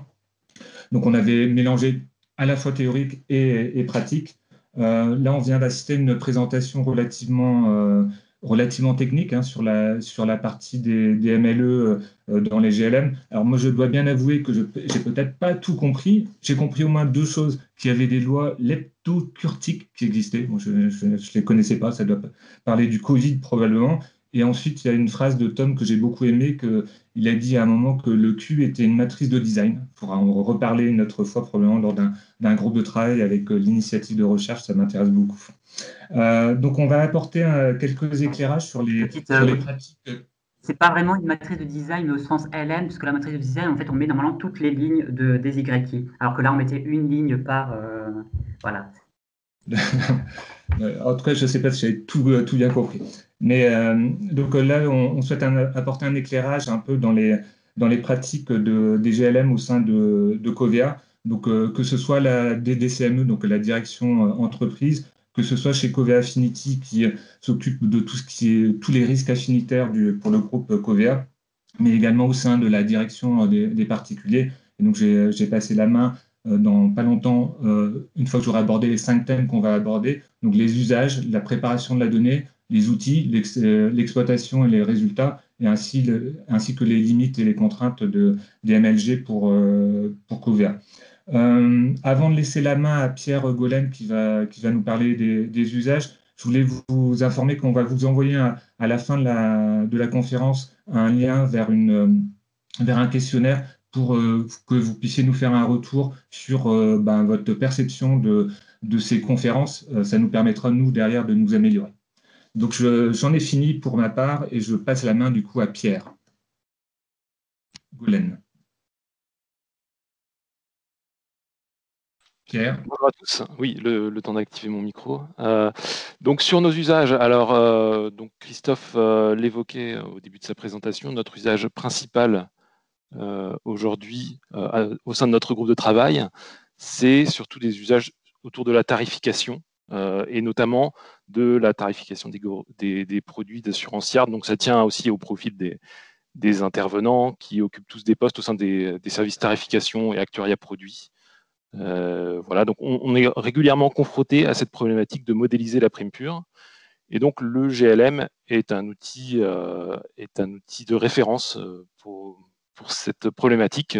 On décompose traditionnellement notre problématique en deux modélisations, fréquence-coût, et on cherche à segmenter donc au moyen de prédicteurs que constituent les données de description des risques et aussi les critères contractuels.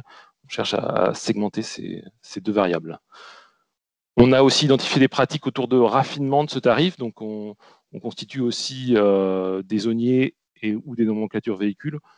L'idée est toujours de s'intéresser au risque et à la prime pure. Simplement, ici, la maille change en faveur d'une zone géographique ou d'un type de véhicule. D'autres pratiques que nous avons identifiées, peut-être plus ponctuelles, moins récurrentes, pour des modèles de liquidation, des modèles de liquidation en ligne à ligne, sinistre par sinistre. Donc là, la variable cible, elle change. On est ici sur le coefficient de liquidation, qui est le rapport entre les provisions au dossier et puis le règlement final. Et on cherche à segmenter en fonction des caractéristiques du sinistre. On peut aussi être amené à faire des régressions logistiques sur différentes problématiques, des scores variés. Par exemple, pour identifier des profils de risque qui sont plus susceptibles de transformer un devis en contrat. Voilà pour nos usages principaux des modèles linéaires généralisés. Donc je passe la parole à Anne, je crois. Oui. Alors, du coup, on va parler donc en pratique. On a une première partie qui est importante, dont on ne parle pas souvent, qui est la préparation des données. Pour autant, elle est quand même essentielle pour avoir après une bonne qualité de modélisation. Donc, on a ici découpé en 6 étapes. La première, évidemment, c'est la constitution de la base de données, si elle n'est pas déjà disponible directement. Donc, on peut en plus enrichir la base de données par des données de base publique, donc externes, type INSEE ou data.gouv. Voilà. Ensuite, on a pour la base de données, elle peut être divisée en deux parties, une base d'apprentissage et une base de test pour ensuite tester la modélisation qui sera faite ultérieurement. Avant de faire cette séparation, on a toute une partie de préparation, enfin de traitement des données. Donc, on va voir ici la création, par exemple, de nouvelles variables, comme les variables d'exposition, ou bien une nouvelle variable de charge qui va permettre de prendre en compte l'actualisation des coûts des sinistres, par exemple. Une autre partie, ça va être tout ce qui est gestion des valeurs manquantes et aberrantes. Donc, pour ça, on a plusieurs possibilités. Soit on va exclure l'enregistrement de la base si les valeurs sont trop aberrantes, ou bien on va procéder à des remplacements, à des modifications. Donc, on peut, par exemple, prendre la moyenne, la médiane pour les variables quantitatives, ou pour les variables qualitatives, on va plutôt regarder les valeurs qui sont les plus représentées, ou bien qui ont un sens métier. Donc, c'est l'objet de l'exemple qui est en dessous. Ici, on a pris l'exemple d'une base de véhicules qui est répartie entre plusieurs catégories, donc de 1 à 5. Et donc, on veut assigner à chaque véhicule la caractéristique moteur ou non moteur.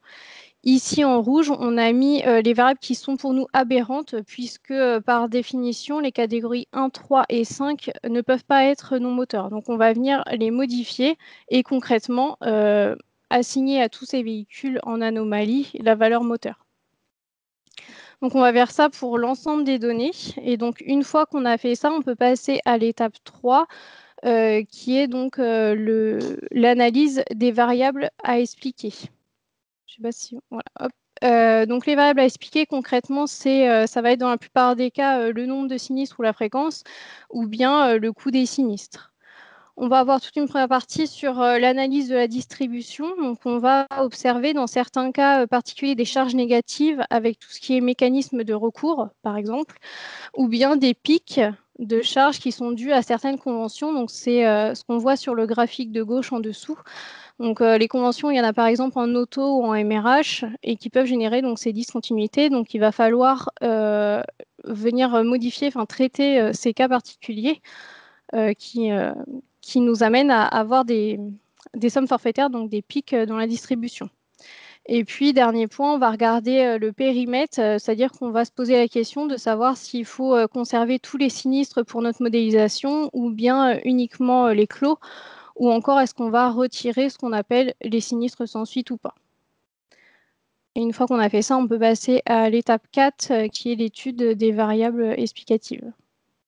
Donc, dans les variables explicatives, on les analyse dans un premier temps, où on étudie en fait leur distribution, que ce soit des variables quantitatives ou qualitatives, et on évite qu'il y ait des variables qui soient vraiment sous-représentées, où il y a trop peu d'individus dedans.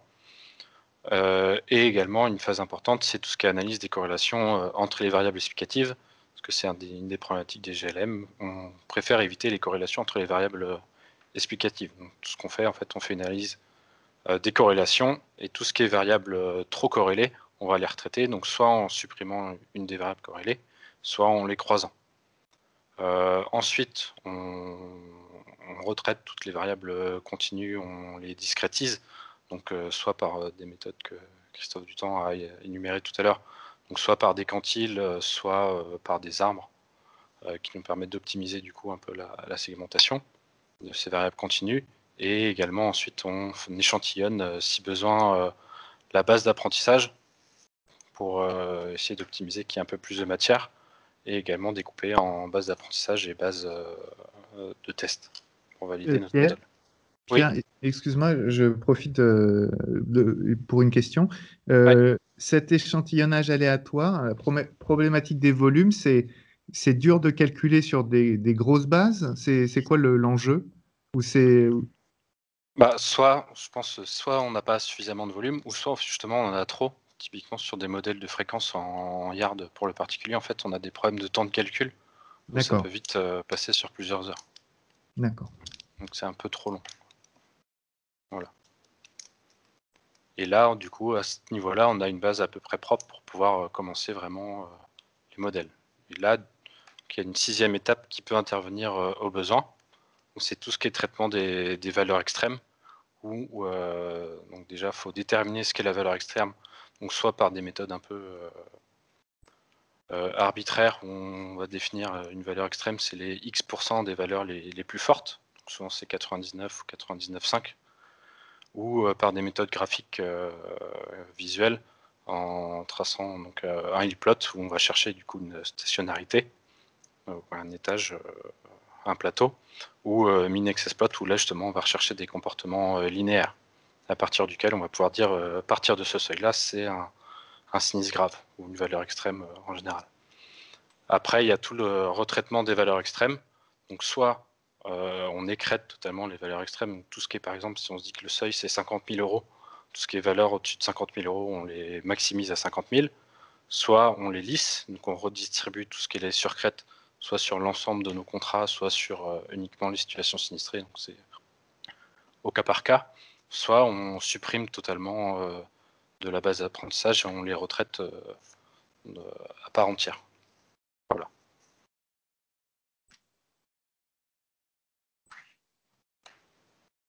Et une fois que toutes nos données sont préparées, se pose la question de quel outil on va utiliser pour faire notre modélisation.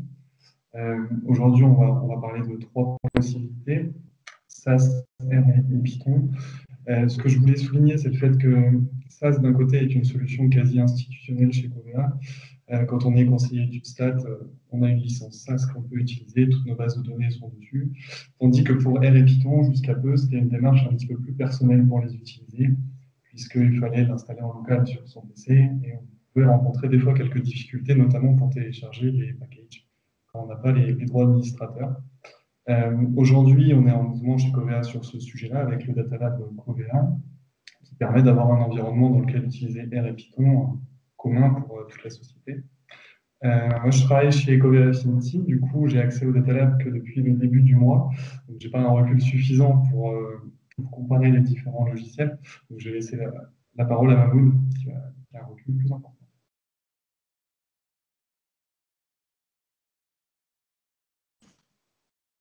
Mahmoud?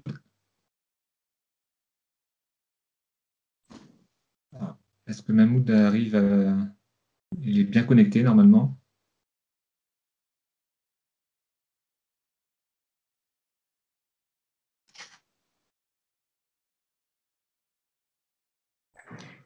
Alors, on a une question de Kevin, peut-être Benjamin. Pour répondre. Donc, ouais. c'est Comment avez-vous eu accès au Data Lab Covea pour utiliser R ou Python? Donc, on a rempli une demande pour pouvoir lancer une expérimentation qui était adressée donc, à l'équipe du Data Lab. Comme le dit Thibaut, c'est une demande d'habilitation à l'équipe support Data Lab de Covea qui est menée par Mickaël Dupont.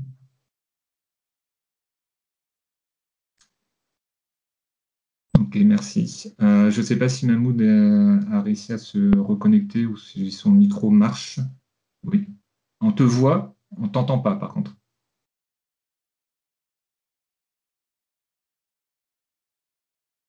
On peut éventuellement tenter de lire sur les lèvres de Mahmoud.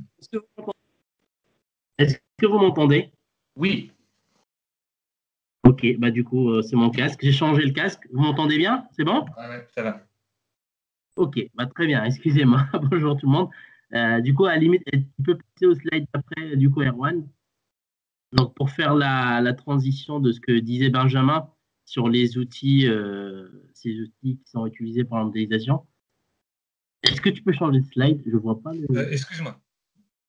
Excuse-moi. Donc voilà, je pas sur les différents outils. Donc ça, c'est effectivement, c'est un outil traditionnel. Favoriser, comme disait Benjamin, le fait de la présence, en fait, nos bases SID qui sont implémentées du coup sur SAS. Donc ça facilite les modélisations et c'est un outil aussi qui est, la majorité des chargés d'études stats ont été, on va dire, formés sur cet outil-là. Et SAS a le bénéfice aussi d'avoir des sorties standardisées et son côté industriel, que les différentes directions, ils ont implémenté des formats de sortie pour la présentation. Parmi ces sorties les plus utilisées, c'est le tableau à côté, le test qu'on appelle un test de type 3, Donc ce test-là, il est à la sortie d'une procédure SAS, qui est procédure GenMod, pour faire le modèle GLM. Ça permet deux choses. Ça permet déjà de la sélection des critères, les critères explicatifs, les significatifs. Donc il y a un test de Ki2 qui permet à une proba 95% de tester la significativité des critères. Donc ça, c'est le premier. Et le deuxième point, ça nous permet aussi d'hierarchiser les critères les plus explicatifs d'un modèle. On se base du coup sur le classement de ces critères sur la statistique de Ki2. Donc on ordonne les critères selon la stat de Ki2 pour mesurer les critères les plus explicatifs d'un modèle. En face du coup de SAS, on a aujourd'hui, comme disait Benjamin, on explore d'autres outils, R, Python, Spark. Pourquoi on va faire ces outils-là? D'abord, pour aller tester d'autres méthodes moins standards que ce que utilise SAS. Donc ça, c'est assez industriel sur des modèles, sur certains modèles. Donc il n'a pas toute la richesse des méthodes de data science. Donc les autres nous le permettent. Et aussi, l'autre point, moi j'ai rajouté à Python, j'ai rajouté la brique Spark. Donc c'est ce qu'on recherche aussi avec ces outils-là, c'est la performance de calcul. Donc avec Spark, ça nous permet d'avoir une architecture distribuée. Et notamment, c'est ce qu'il disait, il a commencé à le dire Pierre tout à l'heure, dans les modèles de fréquence notamment, ou sur un historique, même moyen, on peut facilement avoir des bases assez conséquentes et du coup le modèle il tourne pas mal de temps, pour dire quelques heures, alors que du coup le même modèle GLM sous Python avec Spark en architecture distribuée, ça tourne en quelques minutes. Donc là, l'intérêt aussi de cette performance, ça permet du coup de challenger le modèle, de le faire tourner plusieurs fois, tester des critères différents, plus de critères. Parce qu'avec ça, le fait que le modèle prenne autant de temps est moins facile. Voilà c'est toujours moi l'exploitation des résultats. L'idée, moi je traite le premier point, donc c'est un cas particulier de GLM et notamment pénalisé. Qu'est-ce que, voilà, je ne vais pas rentrer dans la théorie de la pénalisation. L'idée derrière, pourquoi on utilise la pénalisation? Mahmoud, on t'entend pas très bien là. Tu parles à côté de ton micro. Ouais, je me connais à mon petit. Donc le choix de la pénalisation, en fait, dans la problématique de GLM, donc sur les estimateurs de modalités, on peut avoir en fait une certaine des variances qui explosent sur certaines modalités. Le besoin de pénaliser, en fait, c'est réduire du coup ces variances. Qu'est-ce que ça revient à faire quoi?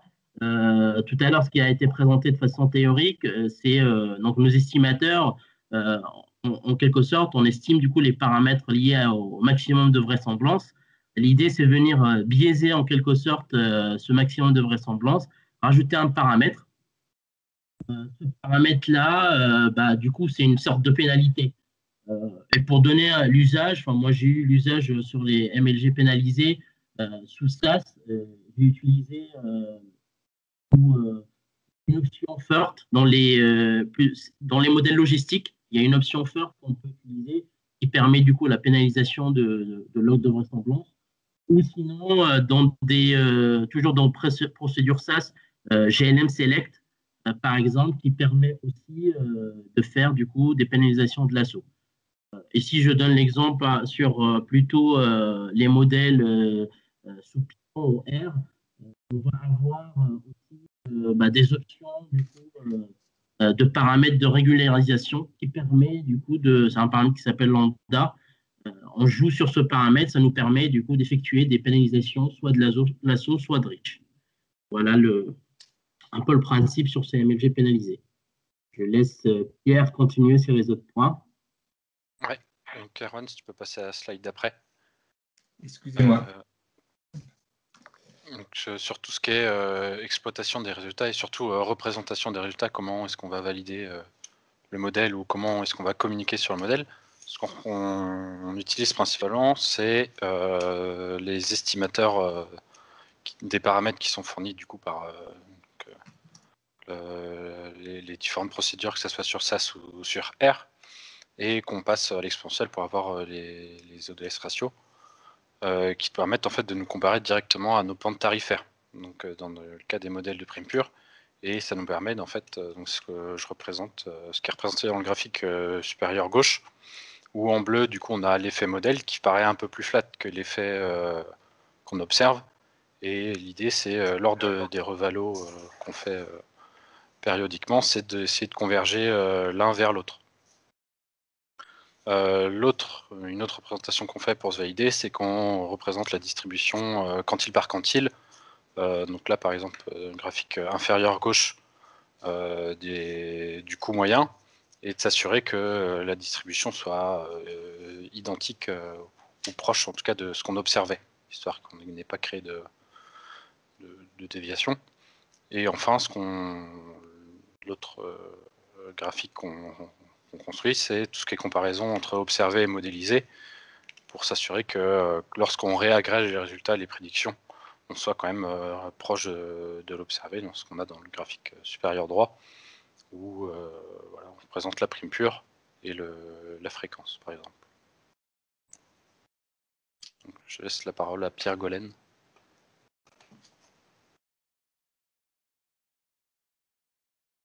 Pierre?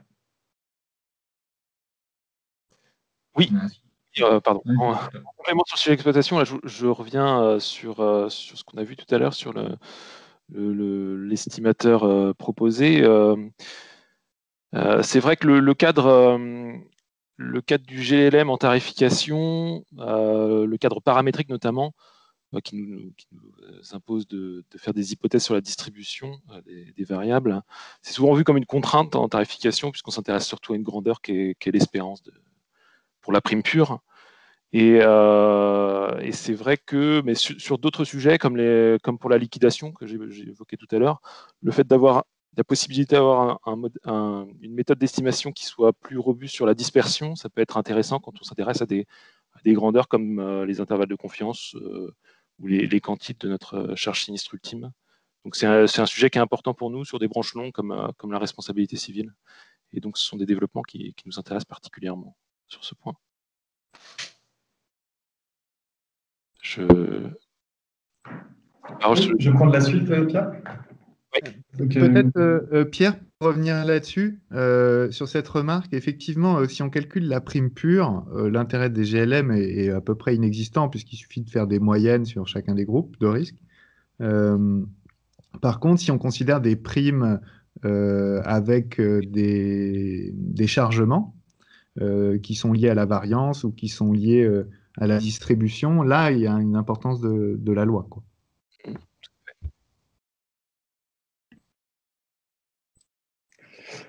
Et donc ensuite, on voulait aussi parler des limites et des contraintes des MLG. Une des contraintes, des fois, ça peut être la connaissance de la théorie. On peut se poser la question, est-ce qu'on a besoin de comprendre toute la théorie pour pouvoir les utiliser? On pourrait reproduire aujourd'hui, est-ce que demain, pour utiliser le package proposé par Alexandre et Christophe, il y a besoin d'être capable de présenter ce qu'ils nous ont présenté tout à l'heure? La réponse, ça peut être négative. Pour faire un test de Kramer, pour faire une sortie de type 3, sortir des variables qui ne sont pas discriminantes, ou pour traiter un problème de surdispersion, on n'a pas forcément besoin de savoir toute la théorie qui est derrière, toutes les mathématiques qui sont en jeu. Cependant, on a besoin d'avoir un petit peu quand même, puisque sinon on pourrait réduire le MLG à l'utilisation d'un algorithme. Et donc il faut bien avoir conscience des limites de ces MLG qui vont vous être présentées par un algorithme.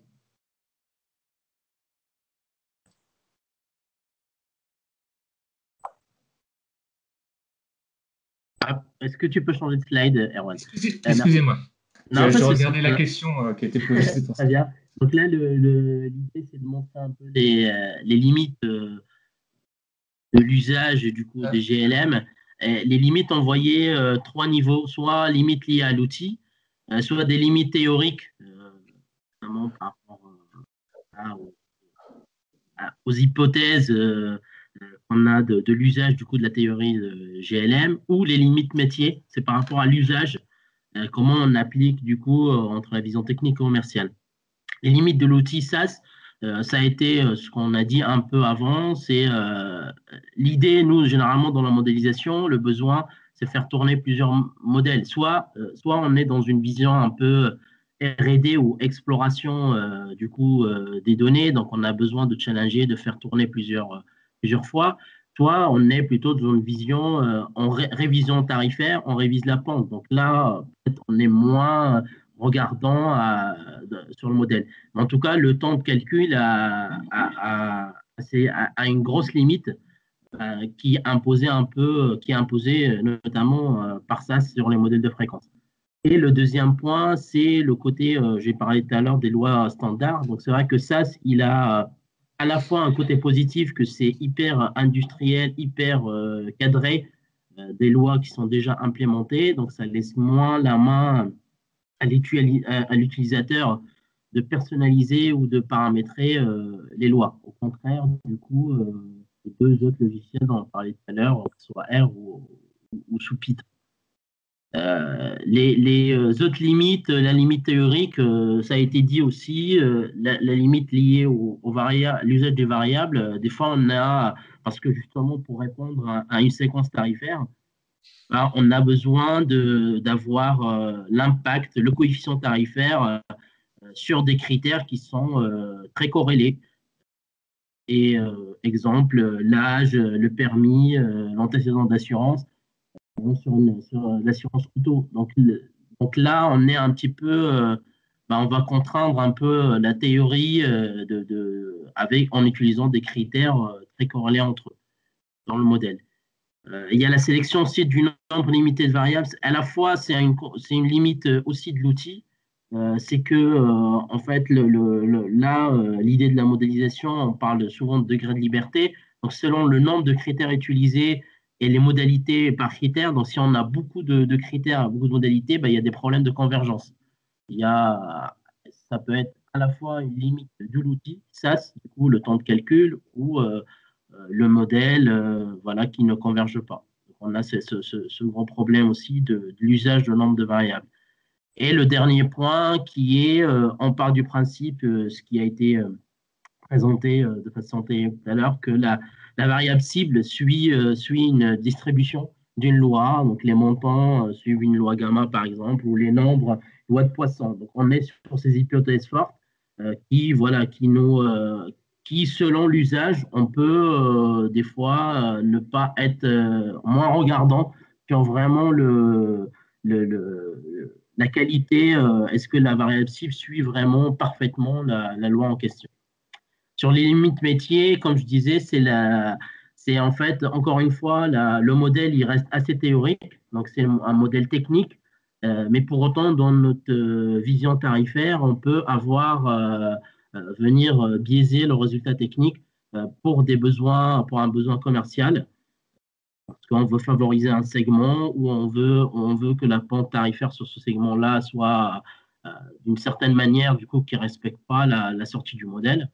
Ou aussi en termes de au format de sortie, sur des critères, par exemple, où on a des escaliers, on a des modalités, un étagement ordonné, une montée de gamme. Là, on va en fait mettre des coefficients qui augmentent avec le risque des modalités et on ne va pas forcément suivre la pente qui est sortie du modèle.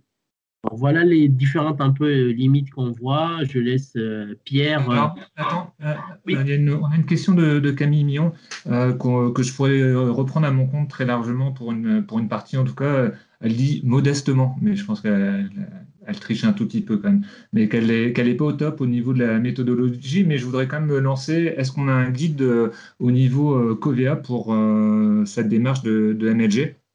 Et du coup, j'élargirais bien cette question-là à est-ce que ça ne vaudrait pas le coup aussi de créer une communauté MLG? On peut voir au travers de la présentation de Tom et de Christophe, notamment, qu'il y a d'autres techniques qui pourraient être adoptées. peut-être que ça pourrait être intéressant de créer une communauté. Mais avant tout, est-ce que vous savez s'il y a un guide en tant que tel qui a été créé au niveau de Covea?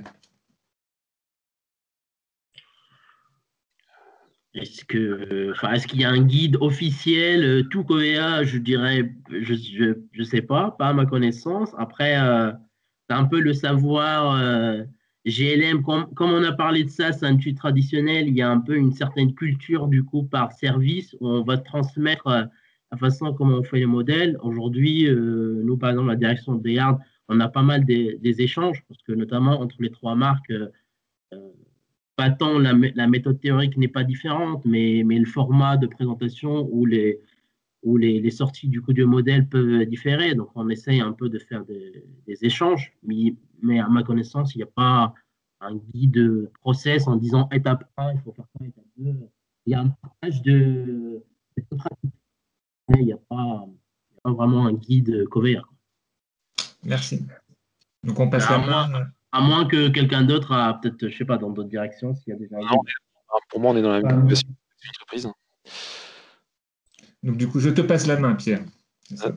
C'est Anne. Oui. C'est Anne, d'accord.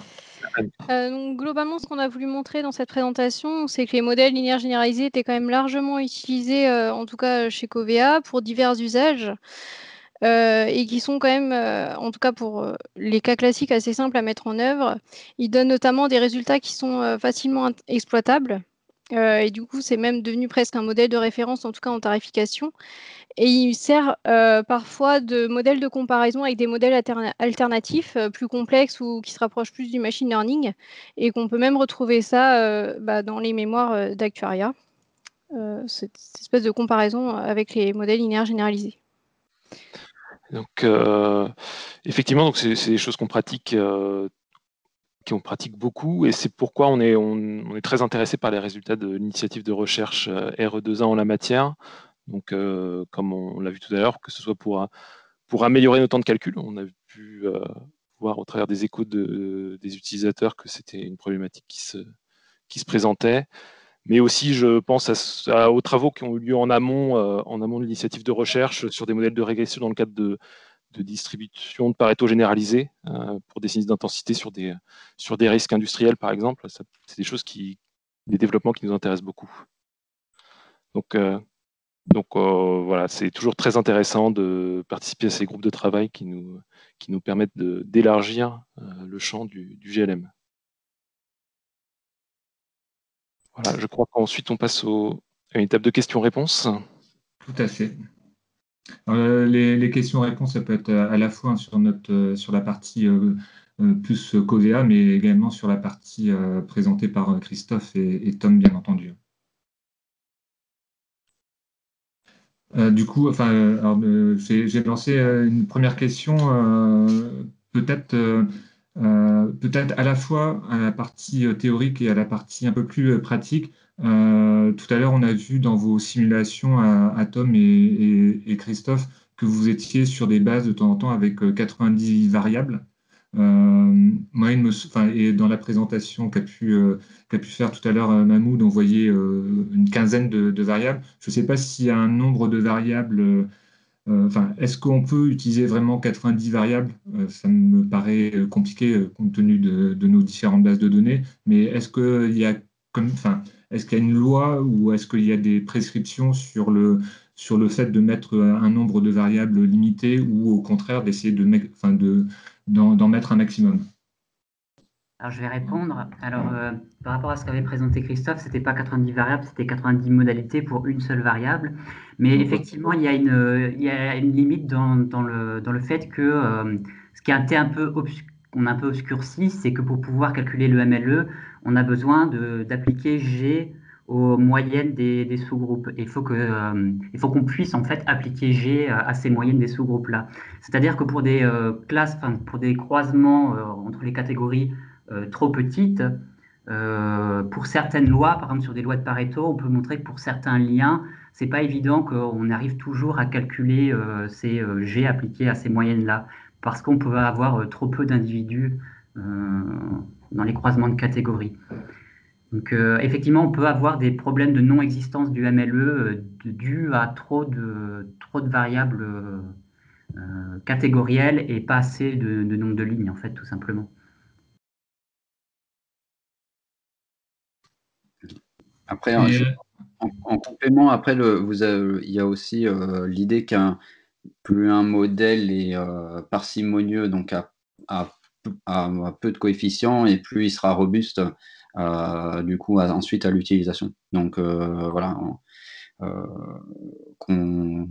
C'est donc on a quand même tout intérêt à utiliser un nombre restreint de variables tarifaires dans cet objectif-là.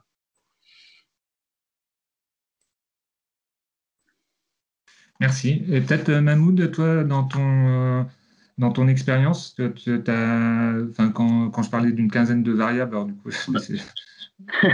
Oui, 15 variables, c'est déjà pas mal, mais c'est vrai que, en fait, le problématique qu'on peut avoir aujourd'hui, c'est qu'on veut aller vers des tests de variables externes ou des fois de croisement de variables ou des choses comme ça.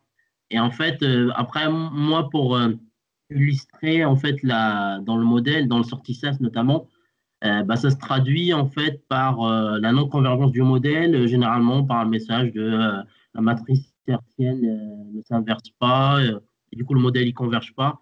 On peut avoir ce genre de problème. Donc, chose que par exemple alternatif sur Python ou vu que notamment est-ce que lié aux performances de calcul, on peut on peut mettre plus de variables et les modèles, pour autant, ils tournent mieux. Est-ce que c'est lié à l'outil SAS? Est-ce que c'est, mais effectivement, par rapport à la robustesse, je suis assez d'accord. C'est vraiment limiter le nombre de critères. On voit que les modèles, ils sont plus stables et que plus on met de modalités, plus ça explose. Et en termes de significativité du coup des modalités, on peut avoir des choses un peu bizarres des fois. Alors, Mahmoud, comme on l'a dit, en fait, en R ou en SAS, par défaut, ils font de la descente de gradient pour calibrer les GLM. Et donc, la rapidité est directement liée à la méthode dont on calibre ces paramètres. Dans ce qu'on a présenté au début, c'est des méthodes explicites, donc le calcul est beaucoup plus rapide. Et ça permet de, par exemple, faire de la sélection de variables avec beaucoup plus de variables que ce que peut faire SAS ou R. D'accord. On a une question, remarque de Pierre Pariel sur le fait qu'ils ont commencé au niveau de la branche construction, enfin de l'actuariat construction, à faire des arbres cartes pour les MLG. Est-ce qu'il y a des restrictions théoriques par rapport à l'utilisation éventuelle d'arbres cartes dans les MLG? Alors peut-être plutôt Alexandre, Christophe ou Tom la question.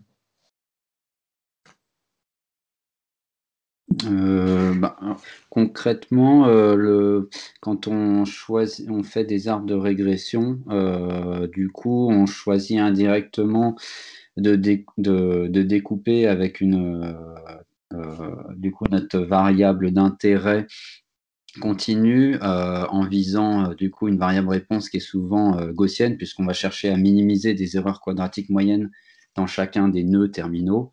Donc, en tant que tel, la restriction, la limitation, elle est un peu là. C'est-à-dire que si on reste, il faut des fois bien utiliser le paquet ou le logiciel pour bien spécifier le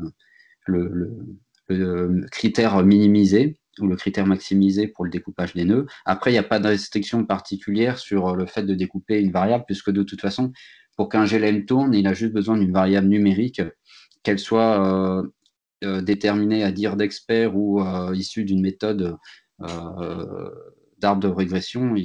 Ça ne change strictement rien pour in fine dans le GLM.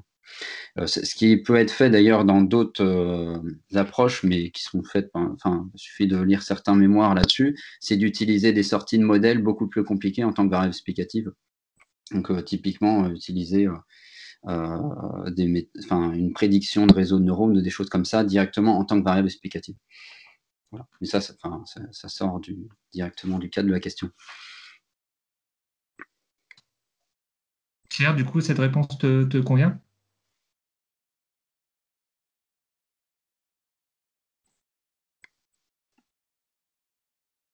On va dire que oui. Alors. Alexandre, on arrive à 15h59, c'est presque une heure. Écoutez, c'est parfait. Je voulais remercier encore une dernière fois l'ensemble des orateurs, donc Christophe, Tom, les Pierre, Erwan, Mahmoud, Anne et Benjamin.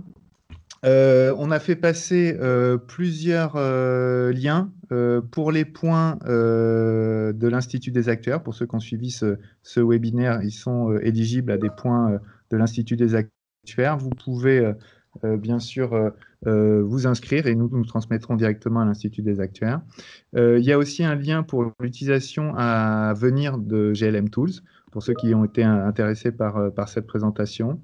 Et enfin, un lien de Erwan pour un questionnaire sur cette conférence. Voilà, écoute, Erwan, peut-être tu veux dire un dernier mot également?